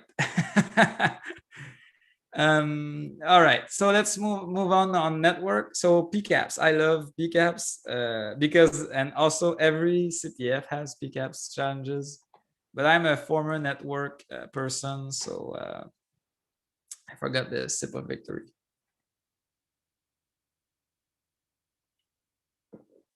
So when you have a PCAP, you open Wireshark. Don't ask any more question than that. And if you realize you need to scale out of Wireshark, then do something about it later. But Wireshark is so powerful, you always should rely on it. Important aspects of Wireshark. Oftentimes you'll get garbage with the PCAP that you have, and maybe sometimes not, but here it's a very clean and crisp PCAP, but still there's a lot of stuff, right? If you ever dive into Wireshark, you can be like, oh, this could mean something, this could mean something, this could mean something. So at some point you need to trust several layers of the protocols, and if you have formal training on networking, you will realize where stuff could be hidden. But at the same time, challenges, they need to be fun, right? If the challenge designer encoded with a XOR pattern hidden data in the checksum of the TCP, yeah, clap, you did it, but it's not necessarily a good challenge. So all this to say that network PCAPs are like other types of forensic challenge. Some of them can be really fun and great and challenging. Others can be just you looking for the needle in the haystack, never finding it. But once you know, it takes 3 seconds to solve. So you almost always need to give yourself a break. Like if after 45 minutes I'm still digging, I have no idea what I'm looking at, send it to someone else, shift context, etc. Okay, what we have here is a ping to 8888. It looks like request reply. It looks like normal ping. And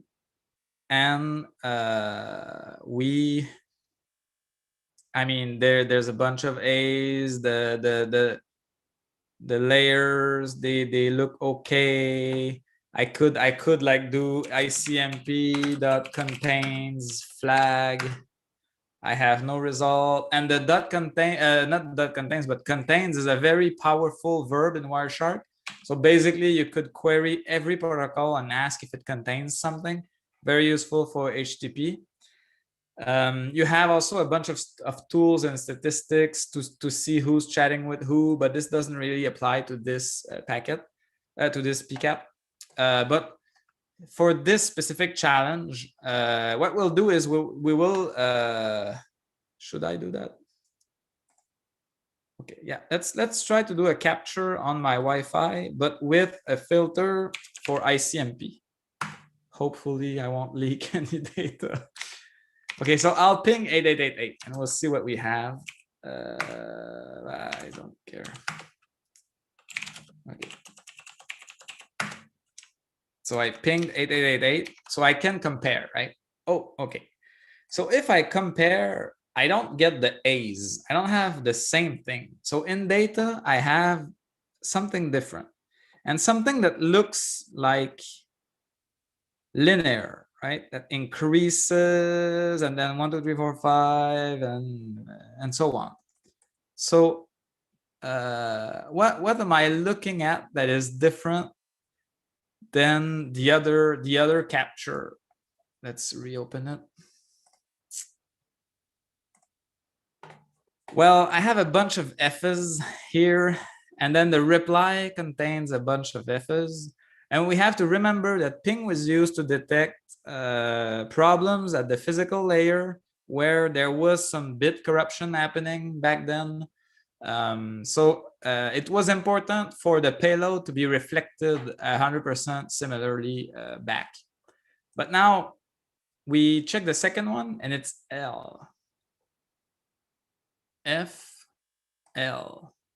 And we check the third one, and it's A. It's all capital letter. Can we do something with it? Yes. So let's go back to our Jupyter notebook. Oops, I shut down. Start it back up. Okay. Don't restart. Let's save it. This was the document.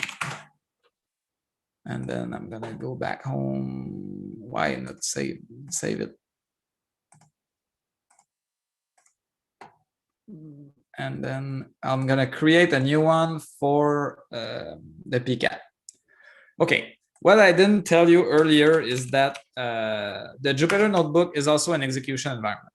If you put a $bang in front of a command, it's gonna run. So we can do like something like that. Pretty cool, right? So what we're gonna have is a self-documenting recipe to solve that PCAP using T-Shark and the command line. So what I'm gonna do here is read this PCAP, which is named, I forgot, network troubleshooting. Up. All right. We're gonna read that. So I'm a very big Wireshark user, and I know by heart that if I need to extract the data, and okay, again, this full disclaimer, this could be solved by hand for sure, 100%. The reason I'm showing this to you is that for the harder CTFs, what they're gonna do is they're gonna have, instead of just the flag in several payload, they are gonna encode a binary in there in the payload, and that you have like 4 megabytes of stuff to extract. And so if you don't script it, you will basically spend a weekend just copying the stuff.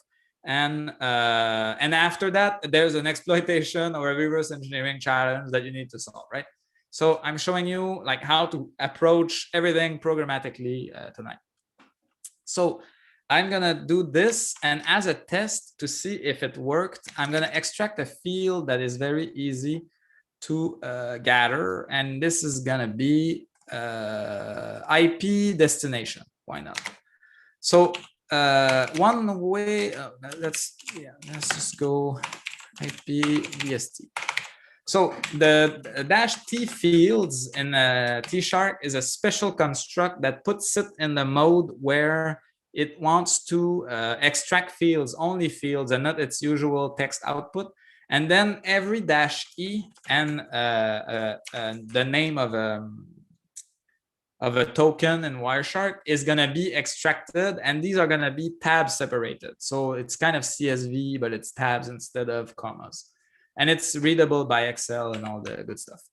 So I'm going to see, does that work? Okay, IP destination 888.1.2.2, it does make sense because it's a destination and then source and destination. So if we look, we are reading that correctly. Okay, so now let's move on. What we want the data payload.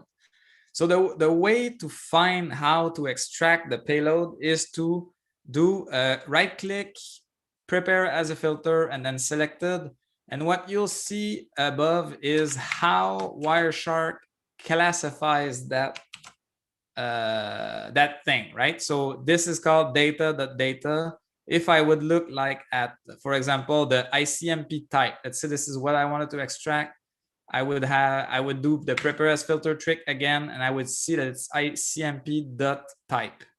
So I want the data because the rest doesn't seem interesting yet.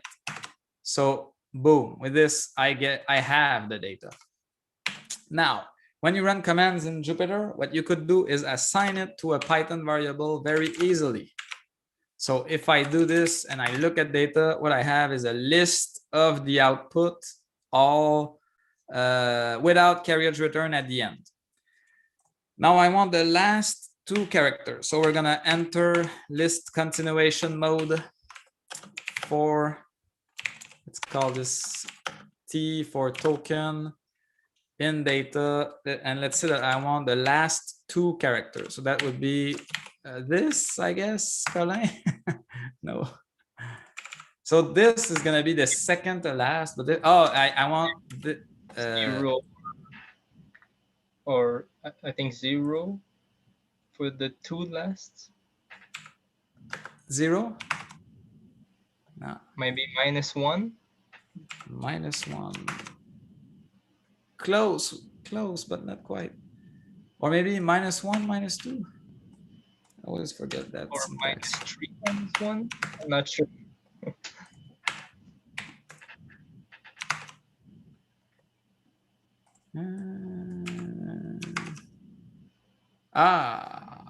It's the comma to say like the rest, right? That's why we have workshop assistants. Okay, so basically -2 and the column. So if I would remove the column, I would get only 4. But if I stick the column, I say that I'm doing a list slice up to the end of the list, and this is why -1 gave still just 1 character, etc. So okay, so now we have the last 2, but we need it. So we want it to be this is hex, and we want it to be chars, but this is hex. So what I could do is cast them as hint as x, and this is just Python muscle memory.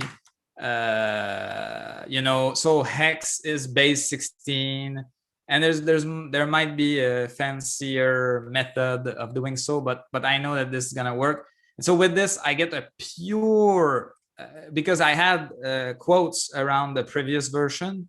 With this, I get pure ints, which is good because this is what CHR expect, because I'm gonna run CHR on that, and then I get something out of it. Now I would like to drop every 1 out of 2. How could I do that? So I see 2 ways of doing that. I could here in my iterator use a fancy Python construct to drop 1 every out of 2, but I could also apply a filter capture and say just IP destination equals 8888. So I only have 1 here, right? Many ways to the same thing. And then let's use what we used as a trick last time around. We join all of this together, and we should have something that works. So flag network forensic expert. So being a programmer is really good for CTF, as you can see. And I shouldn't say that I'm a programmer. So being adequate at programming. All right. So we're getting into the last mile, but the difficult part of the night. And we're gonna. So what I'm gonna do is I'm gonna introduce you to the challenge, and so we're gonna solve this. So we're gonna spend a bunch of time on that. because I want you to get an idea on how to approach binary challenges with a static approach and a dynamic approach. And we're going to do dynamic first and then static. And we're going to even do a hybrid approach, like, you know, using dynamic to get closer to where you want to be. And then finish off. I forgot how I started my sentence. Using static to know what you want to avoid, and then using dynamic to skip it or to work around it, right? So, but first we need to take that sip.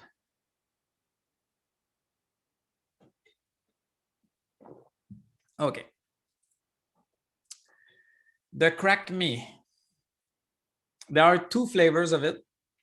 The difference between the normal version and the hard version is that the hard version is stripped. So okay, so yeah, that's good. We have some time, I think. So let's take the time of looking at this, the difference between the two. So I'm going to download this here. Whoops, put it in forensic. That's an insult to forensic. Reverse. That's an insult to reverse, to crack knees. And then the hard. I'm gonna open Guidra or Guidra, we could say in Quebec. And I'm not making fun of anyone. I just love playing with words. Yeah, that's great. That's great. Project name, and then Guidra. And sec. Project does not exist. Well created.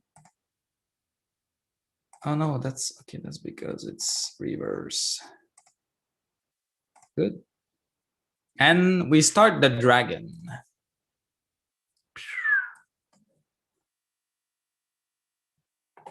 So I'm looking at it in static first. This is not how I would approach it. Well, I mean, you should do both anyways, or start with one, switch to the other. But this is not how I intended to approach it. But to show the difference between the two, I think this is the best way, the best tool. So up, crack me, boom.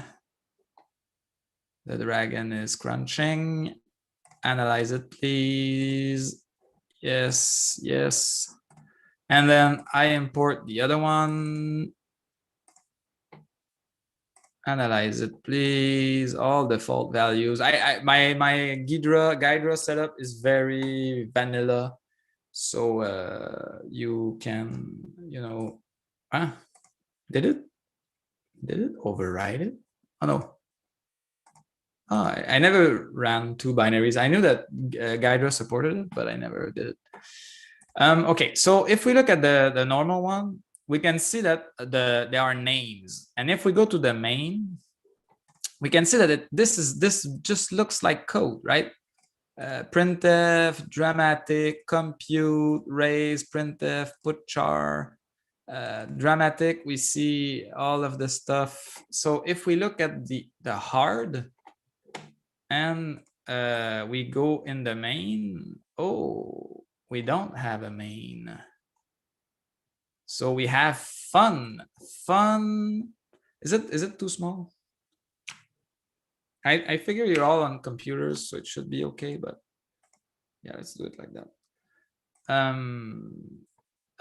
So basically, okay, everything that is in control of that is within the program boundaries. So not the C library, not syscalls and stuff like that. Everything in there doesn't have symbols anymore. So the entries are obfuscated or stripped, basically. That's what it's called. It's just stripped because you don't need it and it takes space. And this existed in the days where they would save dates using 2 digits, years using 2 digits instead of 4, because it could save 2 bytes of memory. Like this is how old this stuff is, right? this specific binary, but compilers in general.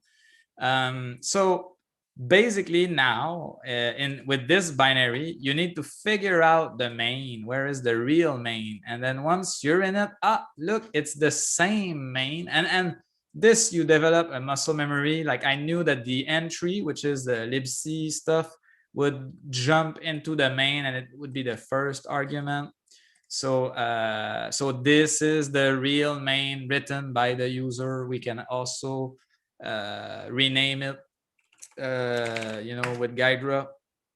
But so we have the setbuff and the printf because this comes from the C library, but we don't have what we had as compute and dramatic. Actually, that's dramatic and that's compute, but we do have strings as is, right? This is not an obfuscator. This is just stripped meant for performance or storage or memory storage reasons. But so this is the difference. It makes the stuff a little bit harder, especially dynamic analysis, because you need to refer to memory addresses instead of using symbolic names. But so for this solve, we are going to use the one with symbols, because it's going to be more straightforward. Okay, now I've been talking nonstop for 2 hours, so I'm not sure if I want to take a break or not, because I don't want you to leave. But I was gonna suggest a 5-minute break. Is that too much, or is that okay with you? You can use thumbs up, thumbs down to let me know. Can you? Maybe not.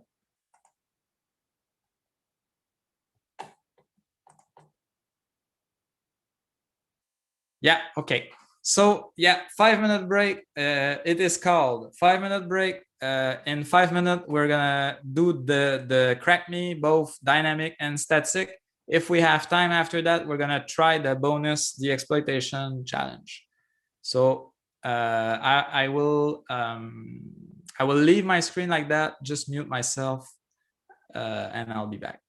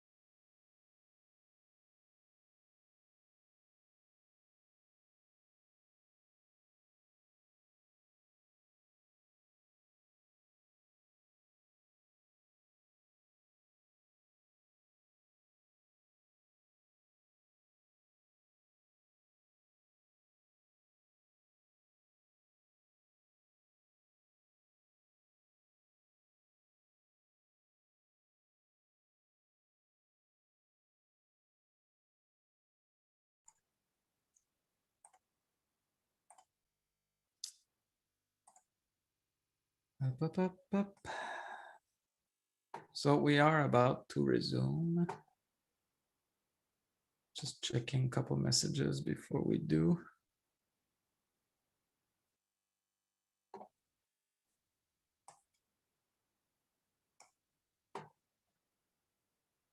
Okay.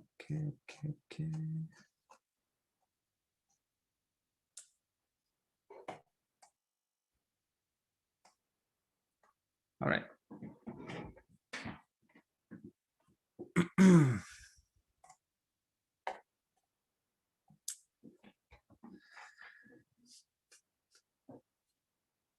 Going to try to show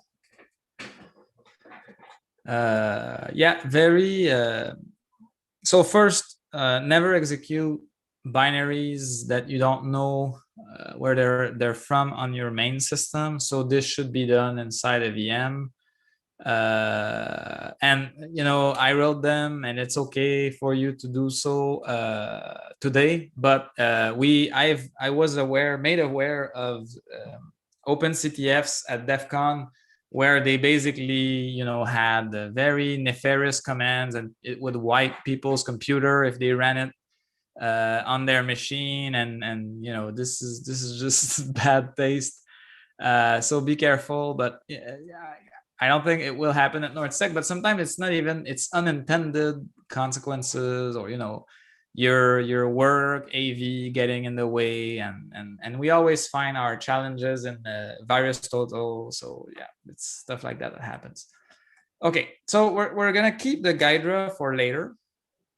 I'm assuming everyone got back. We're not gonna need the Jupyter, so I'm gonna just save it and close it. Here we go. Same with this. Excellent, Larry. All right. Okay. So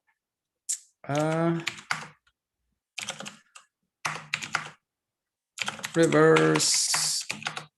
And so by default, the files will not be executable when you download them.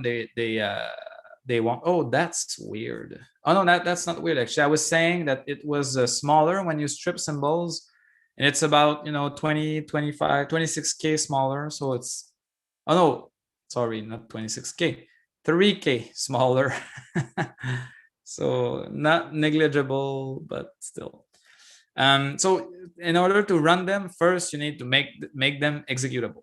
So we're gonna shmud, and then we're gonna use symbolic the symbolic way. So we're gonna use user plus X. So whatever's there, I don't care, add X to crack me, which means that now it's executable, and now I can run it like that. So when I run it, I see performing intense computation, and then flag dash. And then at the peak of what I want to see, it seg faults, so core dump. Now, the first thing you could do, and you should do, is running GDB on it. So your GDB might be way different than mine. If yours is vanilla, I strongly encourage everyone to avoid vanilla GDB because it's made for C programmer. It's not made for people that are reverse engineering binaries without source code. So by default, GDB is very helpful if you have some source code, not so if you don't. And we're not talking like a small step. We're talking like a massive step. You know what? Actually, I should show you. So let's remove my fancy PwnDBG add-on. Okay, so this is vanilla GDB on the crack me, and so I get this. So far so good. It's similar, but when I run it, we see performing intense computation, and then I see the error.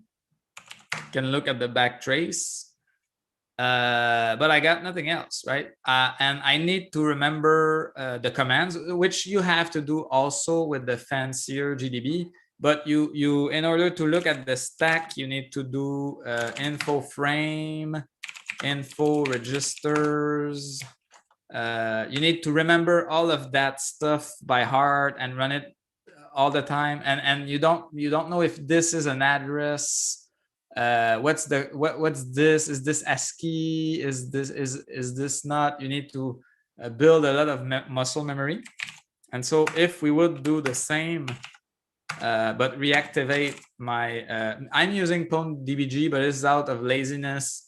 I've used PEDA, Jeff, GEF, and PwnDBG, and I think Jeff right now is the trendy one. But I mean, they're all good enough. So if we run it, what we will get is a view that is helpful, that contains, and I probably need to make everything smaller. Yeah, let's go back. Not normal. Yeah. So so this basically shows you the registers, the disassembly, including an arrow where you are at, and the stack values and the backtrace all the time. So if you step, you get the stuff in your face, which is very very helpful. So it's a lot faster to go about what you do. So let's get to the bug together. And so right now we are in the raise command, which means that we are no longer, if you see the address space, we are no longer in our program's address space. So we're basically right now debugging raise, which is probably not what we want to do. And so basically we're in this too deep. But what is this raise thing, and why is it in the way? So let's take a look at it, and I'm gonna open a new window so I can switch back and forth. So let's do a man raise. This we can maybe make larger. Yeah. Okay, so I think to know with man pages is that often you're not in the good category. So clearly this is TK built-in commands. TK is a graphic toolkit. So this is not where we want to be. We're gonna try a man2 raise. This is not the section. Maybe a man-k to find where raise is defined. So man3 raise. So we want to be in section 3 instead of section N, which was the TK stuff. So in section 3, we are in the Linux programmer's manual. So send the signal to the caller. So basically, it looks like this program is messing with us. It looks like it's just trying to kill itself. So let's run it again. It says performing intense computation, and then it's seg false. So what we're gonna try to do, and this is where we can, combine static and dynamic, because now in the binary it's a bit in the weeds. So if we go back in here in the decompiler view on the right hand side, we see that this raise call. So what we're gonna do is let's look at this function when we are running it dynamically. So let's break on the main. We have symbols, so we just can do b main and we will break. And then let's look at this in assembly. We're gonna quit this, start again, break on main, run, and we broke in main. Now we see the calls. So assembly basically is just a bunch of garbage in between important stuff. I know this is making it very simple, but to be honest with you, 100% honest with you, I have no idea what this does. I don't. Like, I know that there are function prologues and epilogues, and it's changing stuff that is important that the compiler generates. But what I want to be interested in is always, you know, between the calls and the stuff. Sometimes you need to understand what's this, especially if it's crypto or stuff like that. But you know, for in order to get into reverse engineering and not be afraid of everything, you just need to bite the bullet and accept that some of the stuff is just there, and you need to plow through it. So NE is the command for next instruction. I think N could work in that context. So you can see that the instruction, we switched instruction. And an important thing about low level like this, you know, when you're close to the CPU, is that the CPU works with an instruction pointer. So basically this gets incremented, and it's a register. So it's something that the value that the CPU has, and that it gets, whenever it executes, it gets incremented and it will run the next thing. But an instruction pointer can also be set via various means, including assembly when a call is made. But you could also assign it inside the debugger. So let's get closer to the raise. Okay, and you can see the instruction pointer, it just goes from the value that is here to the next one, you know, linearly, predictably. And this is the size of the jump that is made depends on the length of the instruction, because x86 is a variable length instruction set. So because of that, it's not always predictable, the address of the next thing. So we're in the call. So the reason why we do next is we're going to jump over that call and not into the call. So if you would like to jump into the call, you would use SI, so step into, or step instruction actually, but stepping would get you into the call. So call, and what's nice again with a plugin like this is that you get the arguments, right? So we see that we have this in a format string. So on the stack in the case of this function, and it's this that is gonna be printed. And if we run the instruction, we can see that it was printed. And since we are debugging on the same output as the programming is running, this mixes up the output like that, right?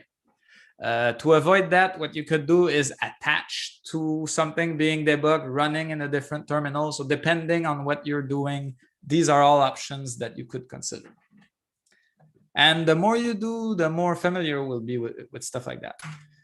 So now we are at dramatic. We see, this here, the arguments are put into the registers, and this is a convention that is followed by compilers and libraries. And shellcode could avoid stuff like that. So the dramatic was this long thing where the 3 dots get printed. Now let's move forward. Compute. We don't know what it is, but it happens. And we wanted to get to the raise, right? So we're moving forward.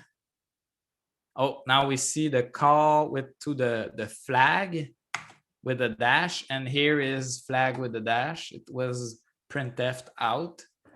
And now we're at the call to raise point, okay? And I told you earlier that if we set the instruction pointer, we can change the state of the CPU and execute something else for this specific process. So let's jump over the call by setting RIP to this address. Let's see what it will do. So set RIP equals this address. Boom. We avoided the raise. And now we can do C for continue, or we could step, you know, next instruction. And then we're moving forward. By the way, when you press enter, it's doing the same command as your last input. So now I can just keep doing command and we should get stuff out. So now it's doing a bunch of stuff, right? And if we take a look at the Ghidra output, after the raise was this loop where characters would be printed in groups of 2. So if you look at the format string definition, is it documented in the man pages? So again, this is the data I want. It's probably not the kernel thing, but oh no, it's there. Okay, so in the section 3, there is all of the variants of printf.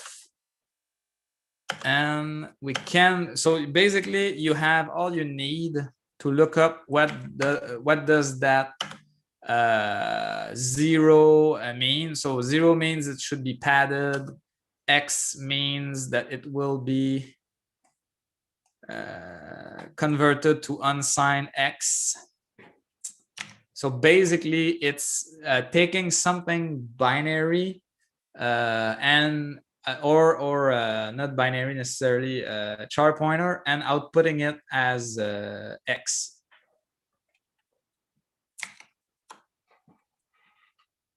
Now, so when we are debugging, do we necessarily want to go through all of that? Well, I mean, we could, but one of the things that you'll notice as we get close to the print, so the call to print, it's that the output, boom, is here, right? So the output is at the corner, so we'll have one character at a time, which is very annoying. So we should have let go of the debugging, and to do so is just C for continue.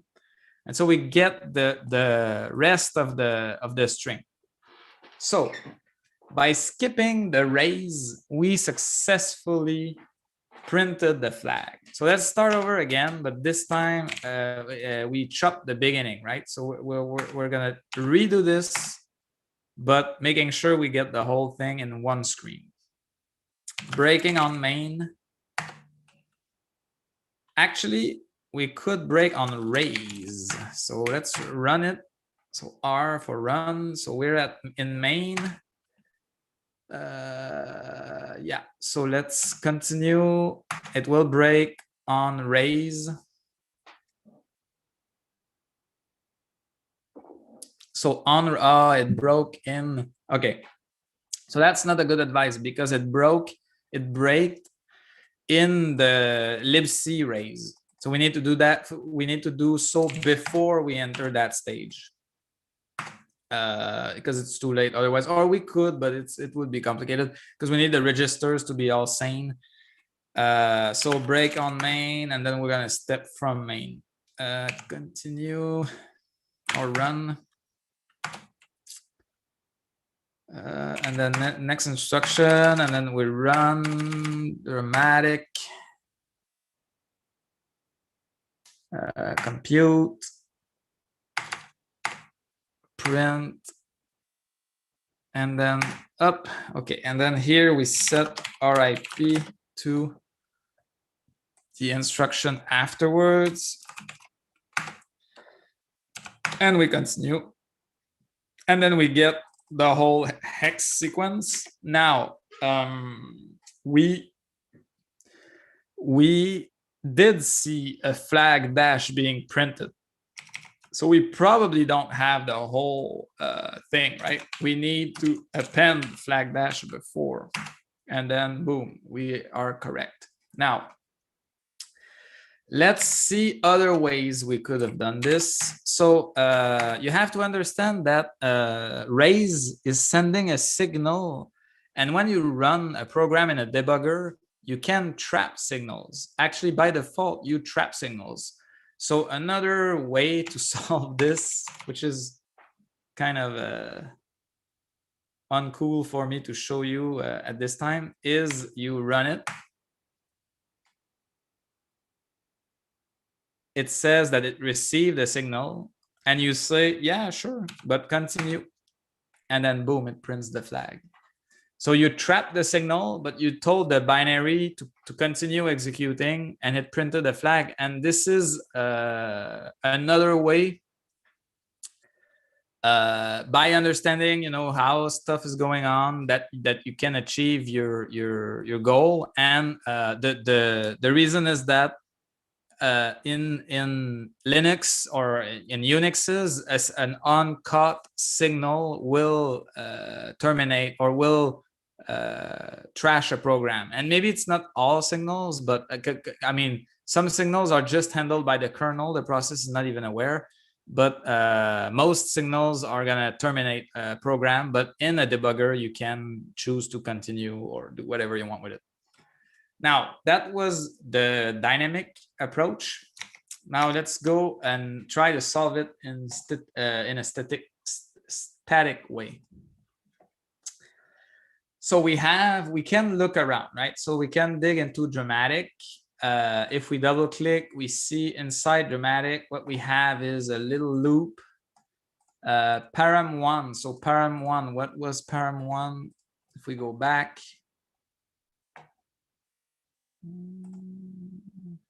it's 3. So there is a value of 3 that is given here.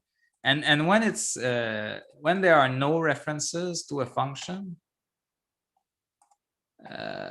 so it's called just once, and it's the other references are not code related. You can, if you want, basically rename a variable in a way that you will know what's the value, right? So it's a constant and it's 3. So basically this is a 4 3, and it does a sleep 1 and then outputs 0x2e. By now we know that this is a dot, but if we would like to make our listing, the compiler listing, prettier, we can't convert the output type here. We need to go in the main view of Ghidra. But here, and these are always in sync, right? You'll see I click on a sleep, I'm in front of sleep, put char, I'm in front of put char. So I know that arguments will come before, because it's executed from the top down. And now this value, which by the way, it reuses the area that I labeled const3, which makes this a little bit confusing, but this is what compilers do, right? They reuse registers, and in this case, what is it? It's a stack variable. They reuse them aggressively if they know that they're not going to conflict, and so they do stuff like that. But here we can convert the type in the assembly to a char sequence of a dot, and it will be visible here. And same can happen here. We got a 0xa, we can convert to a char sequence, and now we have our carriage return.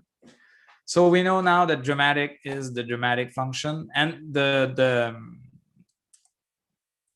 let's say you would take the binary without symbols, you could do the same work. You could proceed exactly the same way, and you would have labeled it maybe lose time, or you know, I hate you, stuff like that. But it's the same labeling technique to understand what's going on with the reversing. Okay, now getting into the interesting part. We have a variable here that is referenced here, that is printed as sequence of x, and this seems to be just an iterator, right? Going through the string. So this we can rename to I. And here, what do we have?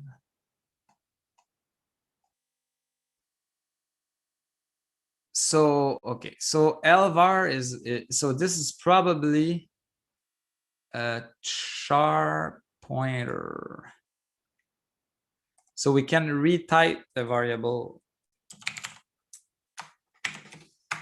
to that. And so now we'll have an array access instead of the arithmetic that we had before. So it's more straightforward what's going on, but the compute method now is casting. Okay, so it means that this is just display. In compute is happening what we're interested in. Let's dive into it. Okay, so we got some mumbo jumbo. A lot of variables that on the stack. So you remember local variable, variables defined in the body of a function in C are gonna be in the stack in the CPU. So here they are, and this is a compiler optimization. By the way, this is not how I wrote the challenge. The compiler said, "Oh, this is small enough, or used only locally." So I'm gonna just put it that way since we're on 64-bit. Maybe on 32-bit it wouldn't have done the same, but it makes it a little bit more obscure, and IDA Pro shows it like boom, you have the string, you know exactly what's going on. I don't know what they optimized here, but Ghidra doesn't have that optimization. But still, by looking, we can see that these are values that are all around the printable ASCII range, right? And this is based on experience. You will not know that, but eventually you'll have these reflexes. So 20 is a space. So 0x20, this is all x, is a space. So you have a bunch of 20s. 73 is in the printable range. 54 as well. 6e as well. So we know that we could try to convert them, but first let's figure out. So they all get assigned, and then the length is calculated, and then there's a memory that is allocated, and then SHA-1 of this, the beginning of the string, but using the address with the length that was previously calculated. So this probably means that it is the SHA-1 of this, and then the result is going into that variable that was allocated with malloc, and then it's returning a pointer to that value. So we have something like a SHA-1 going on. And if we look at the API of SHA, again, leveraging man pages, we would stumble upon OpenSSL man pages, which have the signatures for these methods. I seem to be using a shortcut function here because there's no init, update, and final, but MD can be seen here, and it's an unsigned char pointer. Oh no, SHA-1 is here. It's here. Okay, so unsigned char pointer, the size, and then the destination. So again, if we want to do this in pure static fashion, we need to extract that string, right? So we can try. So this thing here, we can try to convert the type and then put it as a char sequence. But then, we see it kind of backwards. Char sequence, and no way, there is no way. So it's kind of upside down, right? And I'm gonna admit people, and then when we look at the decompiler view, it gets casted into an int when we do this. So Ghidra is clearly not helping us here. So what we're gonna do instead of, and this is where we combine dynamic and static, but I'm interested in doing the SHA computation statically, and depending on the challenge, this could save you time, right? If there is a gatekeep function that spins or that you can't skip, or anti-debugging in the way, you can jump into specific parts of the challenge, figure them out dynamically, then come back to static. So this is what we're gonna do. We're gonna break on compute, And then we're gonna break on, we're gonna stop here so that we have the fully assembled string in our hands, right? So right here, a pointer to the RAX should have the full string. So let's look at this in GDB. Could we use the addresses in Gydra's interface to pinpoint directly the address before string line? I think it's possible, but as you can see in GDB, they are prefixed with 5555. So let's just there might run. be I, so never mind. What's that? The binary might have a pi enabled, so never mind, that won't work unless you have correct offset. Yes, exactly. So there are a couple of compiler settings and security features that could make this more difficult in this case. And you know, I not often was able to map easily from the, let's say, the X view to the compiler view to the dynamic GDB view. But I know that it's clearly feasible, right? But I think here we would need to add like this, but is the rest zeros? And and you can probably extract it from one of the info strings, the base address, and then add this value to the base address. So I think it could be done, but jumping directly to the spot is not that difficult. So I'm not gonna bother. But it's a very good point. Okay, so we are in that function and we're gonna just run. So the strings are getting moved, right? So you see move absolute in RAX, and you see that RAX has there is in the right byte ordering for us humans to understand. So there is no way, and then you are ever, you know, it's making sense, right? Going, and then when we are at the call, poof, there is no way you are ever going to figure this out. And so if we take this string and then echo it and hash it with SHA-1, this is the flag, right? You take this and then you add flag dash at the beginning, and this is our flag. So we were able to do it by combining the approach a little bit. And I looked today trying to find if there was a stack string reconstructor, and I was pointed to the script manager, and there's a bunch of stuff here, but it seems that the stack script is not part of that. But it's very interesting to know that there's so much script going on that could help, you know, that now that I have a filter, so it's not there. And it seems all well classified. So Gydra is really, you know, taking off, and I think it's getting more and more powerful. And eventually I think this challenge is gonna be a lot easier to solve in Gydra.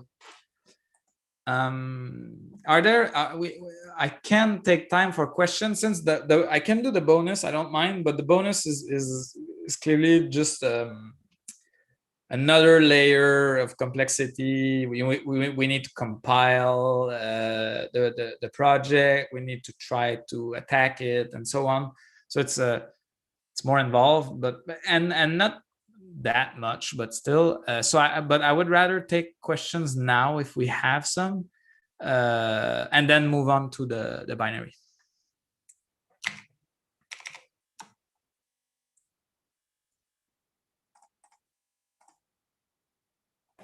Ooh, the scoreboard is exploding. Oh, Eric got 12, so he figured out the the binary. Okay, so I'm gonna check questions. Okay, so the question is, can Ghidra be used to erase the raise call? And it's possible to patch binaries with Ghidra, but I know that in 9.2 there was a bug where it wouldn't work.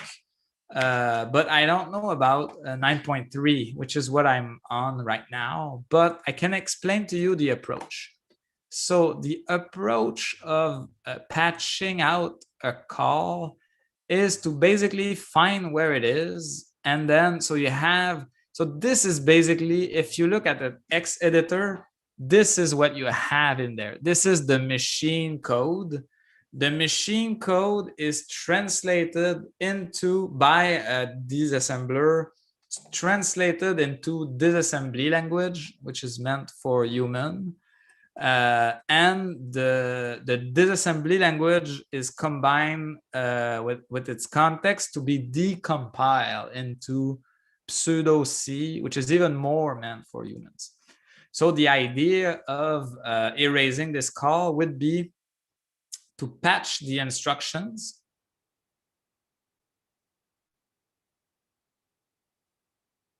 This processor received a rating of gold during testing. You should rarely encounter an error, but please let us know if you do. Okay. Constructing assembler.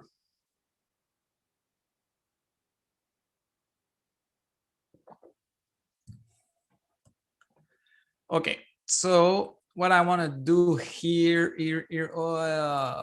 I want to patch, but not, I want to patch with machine code.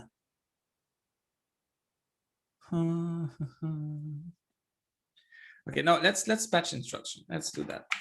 Let's do nup. So nup basically is 0x90,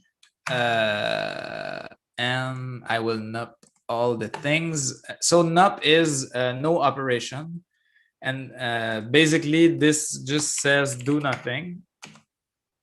And you need to nup everything, right? Because nup is a one byte instruction, and so if the CPU, if the CPU would execute that instruction, it would move on to the next byte, and here you can see that the disassembler doesn't know, so it would crash here, and even the compiler just said add bad data, so the decompiler. So you need to basically patch the whole set, the whole sequence. Patch.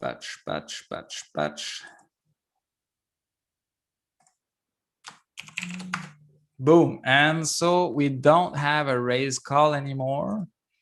And let's try. Now we need to extract that, save that out. Our nup, several nups in a row when used in an exploitation context are called a nup slide. And this is used when you jump somewhere, but you're not sure where exactly. So you just put the slide so that eventually it's going to execute your shellcode. But so this looks like it's trying to export. No.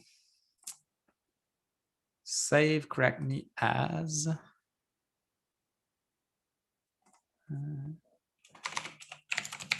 Let's try that.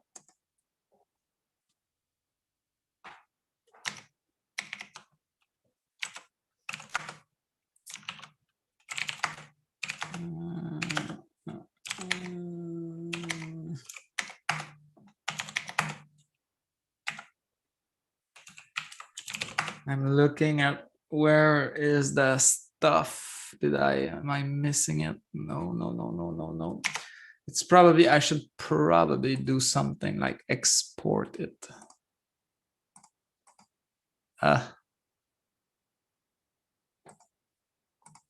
Export.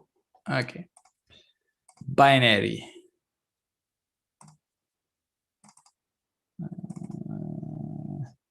As I said earlier, this used to be a known buggy.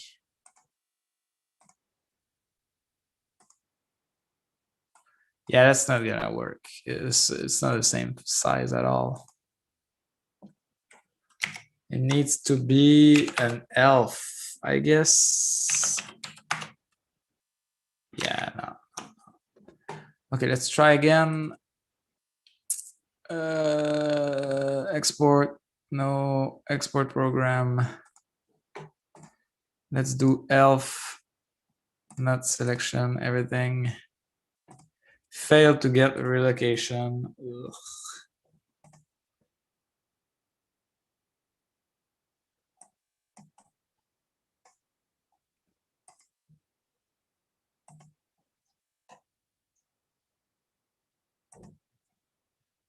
Not looking good.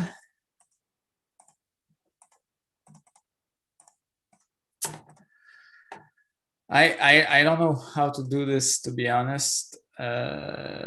So I think we're gonna skip. If anyone knows, but the strategy is that one, right? And what we could do, could we do something crazy like this? So basically, to be honest, what we could do is, let's say you Google, not Google, you search the previous call, the sequence of X byte that was there, and then in an X editor, and you change this by 90 of the same length, you could probably run that and it should work. So should I try, or should I move to the bonus? Anyone has input?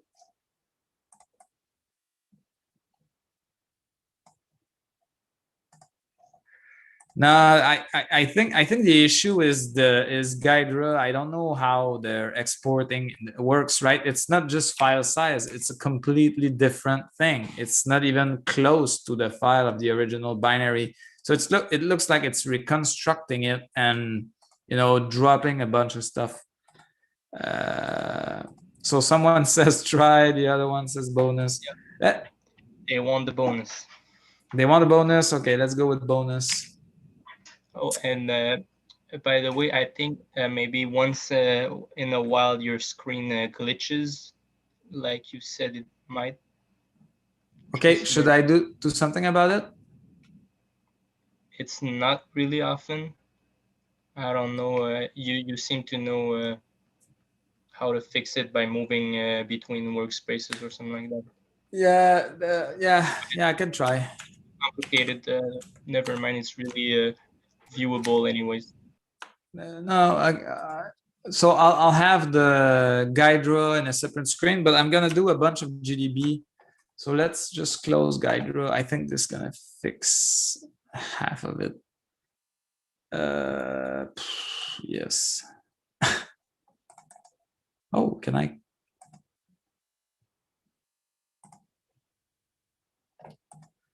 Yeah, relocation. I don't know why it does that. I don't know. I haven't done this to be honest. Okay, up. Bye bye, Guidra. Okay, bonus. The bonus. So it's a daemon, a program written in C that runs on the server. If we look at it, so it's a classic, you know, exploitation challenge. Here, let's put us back in presentation just for this quick netcat. So we are gonna connect on this at this port. And so it says, please enter your serial number. And we say nordsec is the best, which is obviously the good serial number. Oh, it says wrong serial number. So that's the service. Now, as is classic with exploitation challenges, we runs on 1404. You get a sense of how old this thing is. But I mean, it still applies, and I compiled it today on my Arch, and it's working. And also, yeah, you'll be able to solve it. And I think Eric did 2 solves actually. So the source code is there, and you get some context. getting started. So, you know, as is classic with CrackMe, where you have the source, you need to break it locally because you can debug, and then you eventually try your payload on the server. So we're gonna download the source.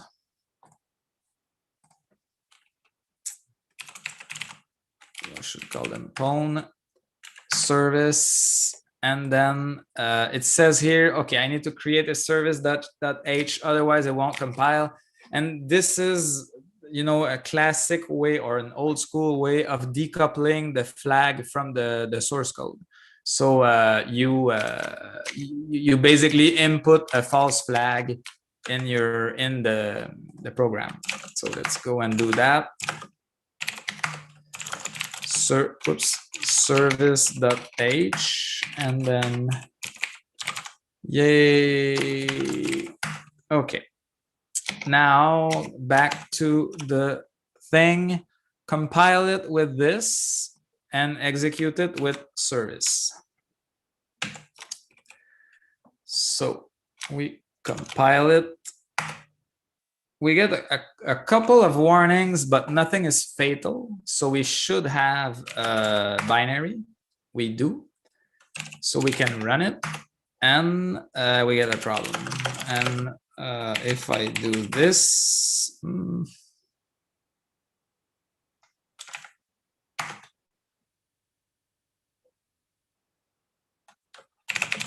really? Oh no, I was not gripping on the right thing. Okay, oh, I'm debugging it somewhere else. Let's kill that. Okay, running service. You know what? So, okay, that's a good trick. I'm gonna show you. We know that this thing runs on port 12345, and I know it's confusing because on the server it's 3389, but this was changed to bypass outbound firewalls on arbitrary ports. So I kind of remap it using Docker Compose, but if you look at the source of the service file, oops, not the binary, the source, you can find where the socket is created. So server address, send port. So this is CH host to.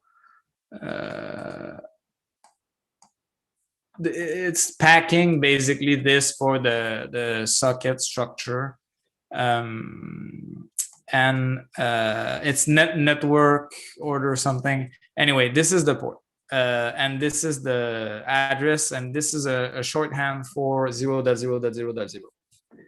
So don't run this. It's not super exploitable, like it's kind of more of a logic problem, but it's still something you shouldn't run all the time, like I was doing apparently. But anyway, I'm behind that. So with now that we know the port, what we could do with when we are root on our system is list all of the services with so no network name resolution, all the services, and with the process, and the process flag is the one that requires sudo. So with this you'll find the process that is still running.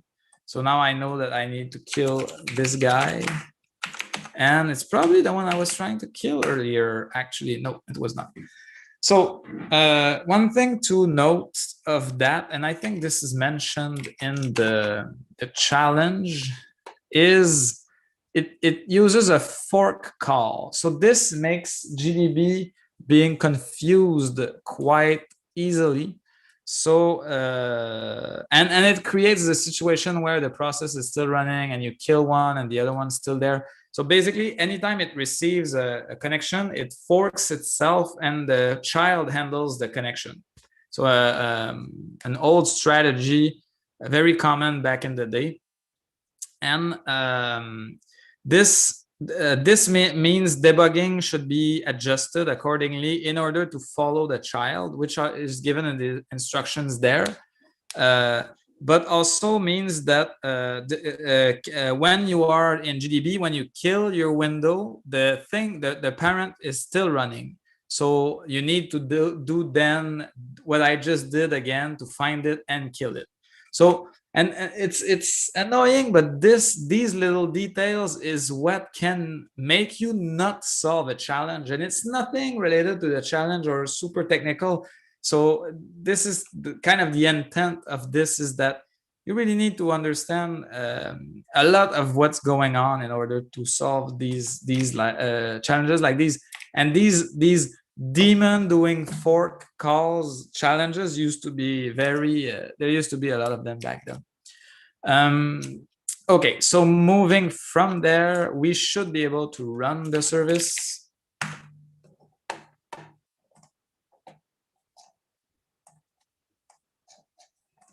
And the server is ready. So now let's take a poke at it. Let's put us in presentation mode. And et voilà, wrong serial number. Okay, so we are set up to debug locally. Now we're gonna run this in GDB with the fancy output, and we're gonna keep this here maybe a bit smaller, and here we'll make it smaller too. So GDB, the service, we're gonna run this guy, and so we have a server ready, but and if we connect, are we debugging? It's not clear. Okay, so we need to figure out where we need to break and see from there what we can do. So good place. So basically, okay, so if we look at the things, it's listening all the time, and when a connection is accepted, it's forking into session, the session method. Okay, let's look at the session method. This is the session method. Please enter your serial number, succeeded or wrong number here. So what we want to do is we want to make this go the other way, right? So from validate, we want to switch to a true return to a false return, but we will not be able to change the source code on the server. So we need to do this locally without changing the source code. But in order to understand what's going on, debugging there is going to be very interesting and important. So let's start again, GDB service. Let's break on validate and then run. Now, can't bind address in use. This is what I was talking about. And I want you to take note that I did change set follow fork mode to child in my GDB environment. So anytime there is a fork call, I'm following the child, not the parent, because of the nature of what we're trying to debug here. So this is very important. Otherwise, we'll be like, hey, my breakpoint never triggers, and don't understand why. So this, and let's kill again that listening service. 981, it's gone. Are they all gone? Yes. Okay, let's start again. Now run, no, break on validate, run. Okay, and then connect, or not, let's have something better here. Okay, thread hit. Where are we? Invalidate. Okay, string copy at the bottom. The rest we don't really understand. And this is when you're like, wait a minute, but I have source code. There's gotta be another way, right? How come it's not prettier than this. So, you forgot when you compiled your program to add the GCC, like this is not just symbols. This is like the whole dwarf metadata stuff so that you can fully debug along with source code. So this is you add -j. I know that in my notes or in the challenge notes, I have -j. Do I have that? Oh, it's not there. Okay, I said nothing. So add -j for debugging. And if we do that, we get the same warnings. We get a larger binary. And we need to kill the service to do something up. Probably I could do kill all, but okay. So what I just did, I recompiled service. I added the -j, which means that all debug information should be in it, right? I'm gonna still break on validate. I'm gonna run it, and we're gonna compare notes with the previous time we ran it. Let's connect. Yeah, let's send this payload. And so, oh, look at that. We have source code instead of assembly. Oh my God. So okay, array allocation, string copy. We can take a look at variable content. So buff has this in it, but it hasn't been allocated yet.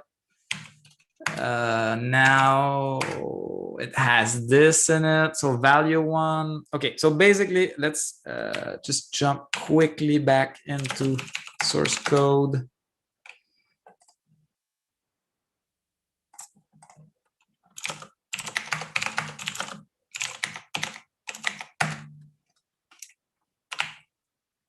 So validate.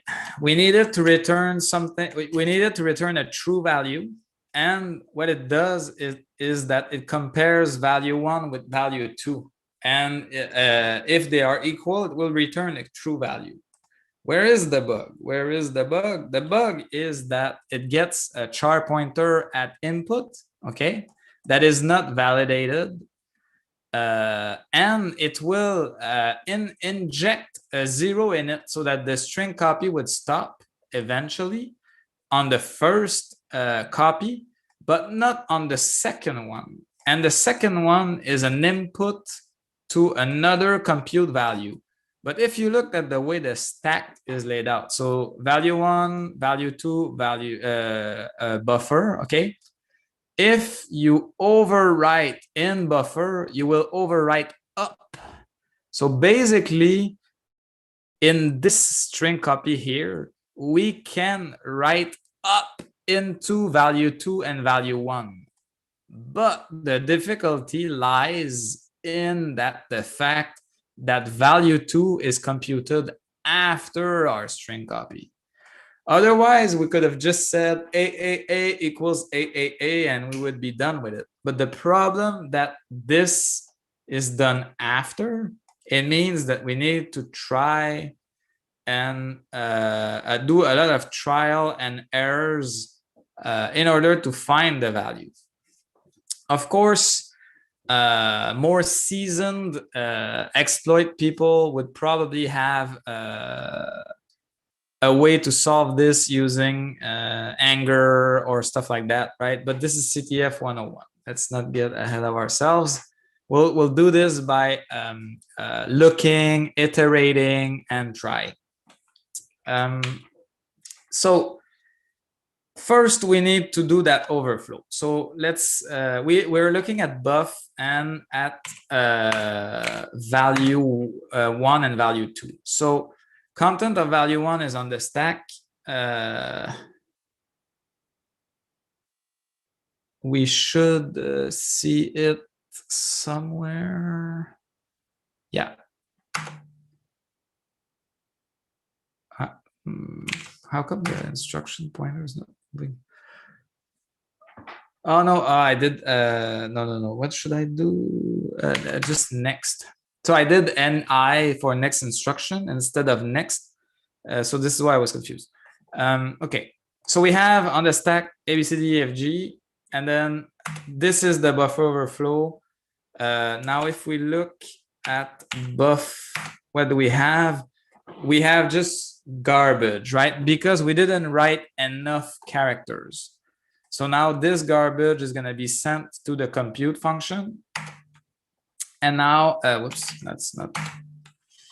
And now we have binary compared to binary. So no chance of winning here. And everything is smaller, by the way, and it's E instead of R because we're dealing with a 32-bit binary, and crack me was a 64-bit one.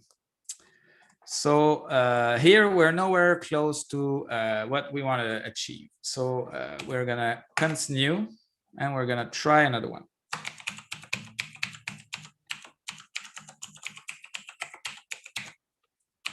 So let's go with this. And the reason why I'm putting different characters is that you can see visually eventually where, and can give you an idea of what to change in the payload.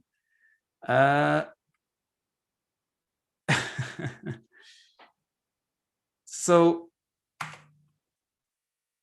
damn it, I didn't do I was distracted by the chat. I'm gonna issue it again. Whoops. Okay, so I was close to the size to do the overflow, and so the program, this child crashed, and because of that, I need to recycle the whole thing. If I do kill all of service, is that working? Yeah, I think it's enough.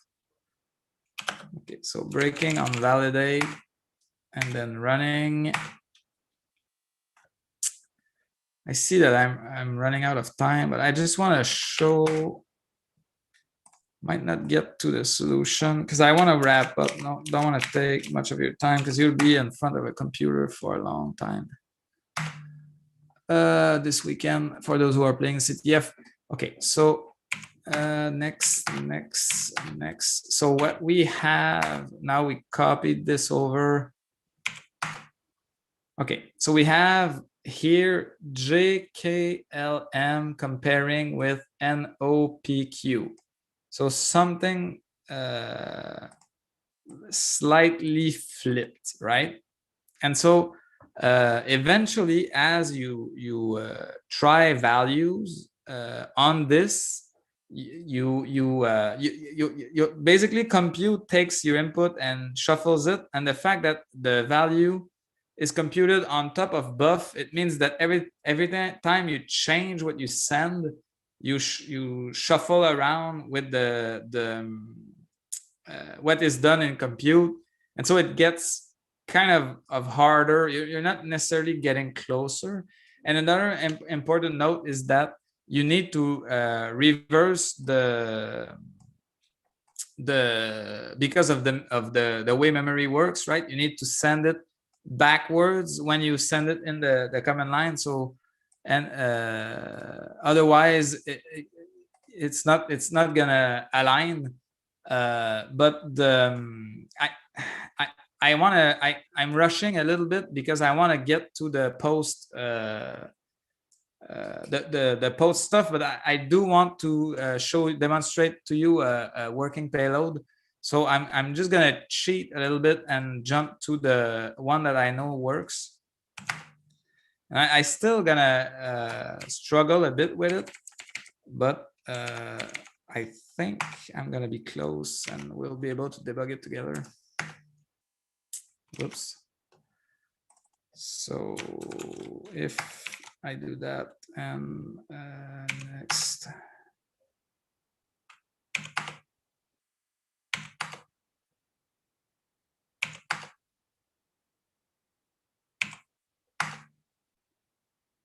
So it's too long.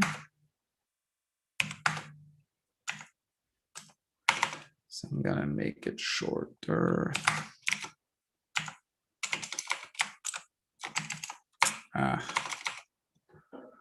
So I'm gonna reduce it by 4.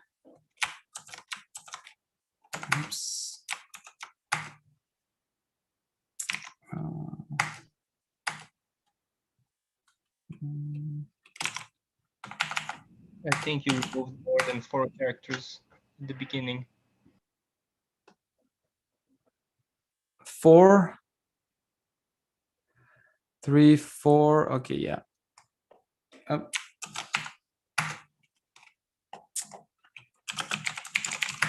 Okay, run this and then this. Next. Still,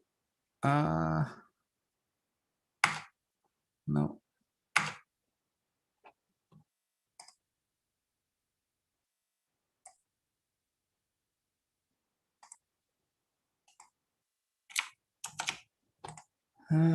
Is it too long or too short? That's what I'm wondering.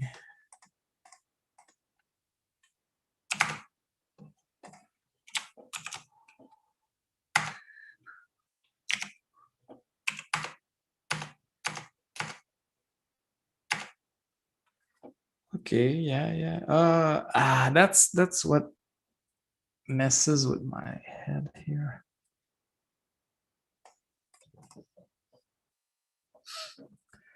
So we see the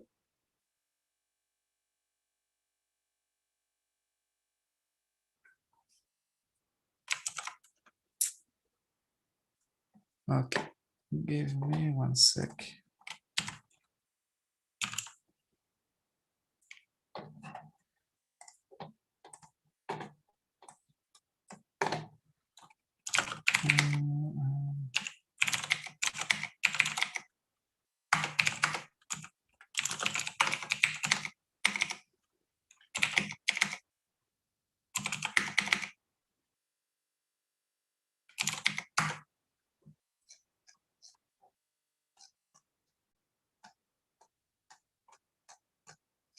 Yeah.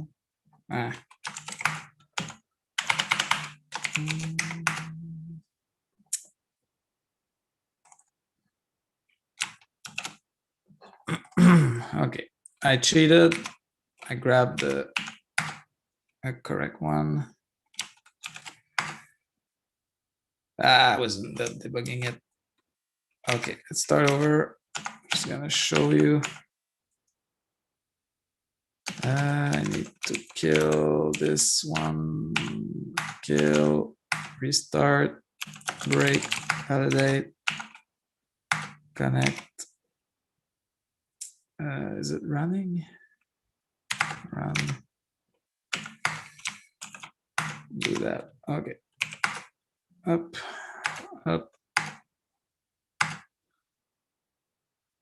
So we have okay, yeah, there's kind of a copy here of its own stuff. To be honest, I forgot the details, but that is enough to get it to succeed. And so basically the yay is my own stuff locally, right? And so now if we do that on ctf101.exec.io3389 and then put that in, we get stack corruption for the win. So again, this is not buffer overflow. Well, this is buffer overflow, but it's not. You're not changing the return address. You are corrupting inside of the method. So it's not it's not exploitation per se. Well, it is because you overwrite a buffer, but you don't because there is a stack canary. Oh no, there's no stack canary. So okay, so there's no stack canary, but there is if you do the full exploit, I think it's harder and more complicated than just abusing this to override the value. And I think the fact that you're dealing with a fork every time could have some implications also towards the full exploitation. All this to say that I've never seen this exploited in a traditional way, only exploited logically inside its own stack. And someone better than me at C could understand what compute is doing and then reverse it, or just use anger. But you know, since it's over a network, it requires a bit of setup that is more involved than what I demonstrated today. But all this to say that there are, again, you know, various ways to achieve exploitation of that challenge. Now let's put that in. I haven't validated that flag earlier, so I'm not even sure if it's solvable. Oh, that's not the good. One sec. Oh, oh yeah, it does work. Oh, and Eric had it before we had the other solves. So yes. All right. I wanted to finish on and I know we're late, but that's the beauty of being the last workshop. I can have you a couple extra minutes. I wanted to finish by talking about two things. So again, if you were familiar with any of the techniques that I talked about today, well, this was CTF 101. So this was not, you were not the intended audience, but I hope that everyone learned at least one trick or two. But still, like, this is really the basics on how not to be intimidated by specific challenges. This is in no way a class on how to organize or how to acquire depth in specific sets of challenges. In order to reach these other skill sets, what I recommend is that you look at other training exercises like MontriHack, and they were all partners of NordSec mentioned here. So Ring Zero Team Online, which has a ton of challenges and a great community that you can do at your own pace. MontriHack is more like what we did tonight. We go together through a challenge, and there's more on your own type work. It's not just presentation, but it is, you know, a bit of the two. We work together, and there are tables, and people can talk to each other using Discord and so on. And lately, all our videos have been uploaded on Twitch. Whoops, I should actually put MontriHack, you know, otherwise what's gonna be. And so you can listen to a lot of the stuff that we did before. The, you know, malware analysis, the Hackfest CTF, OCaml type stuff. We have a lot of previous videos. We will eventually put them on YouTube as well, I think. But it's a lot of fun, I think, and it's depend on your learning style. And last thing I wanted to plug is we had, where did I put this? So the YouTube of NordSec, we had a Q&A this week that have someone very interesting, something very interesting for people who want to develop the depth that we talked about a couple minutes ago. Where am I gonna find this? I think this is the spot. So I'm gonna share the link. Yes, okay.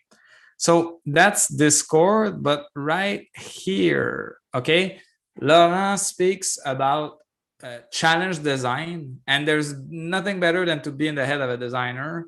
But then afterwards, the winners of last year's NordSec, one of the winners of last year's NordSec, David, speaks about team organization. So how did they delegate tasks? How did they organize around in Discord?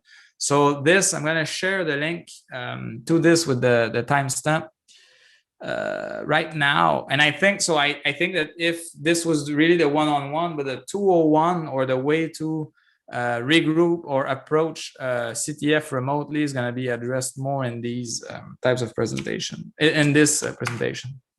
So I'm sharing it right now. While I do so, does anyone has any questions?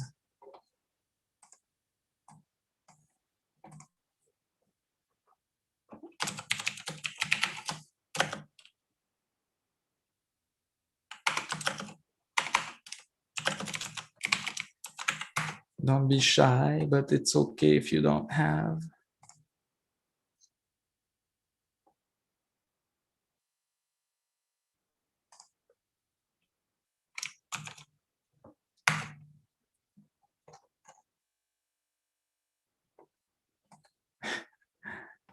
So, I guess everything was clear. yeah, or not, but all right, excellent. And I hope you will have fun at the CTF. And thanks for being with us all that time. It's a drag. It's 3 hours of this. Is very intense. So you're already doing good steps towards having fun. Thanks, everyone. Well, thank you. It was really, really interesting. Have a great night, everyone.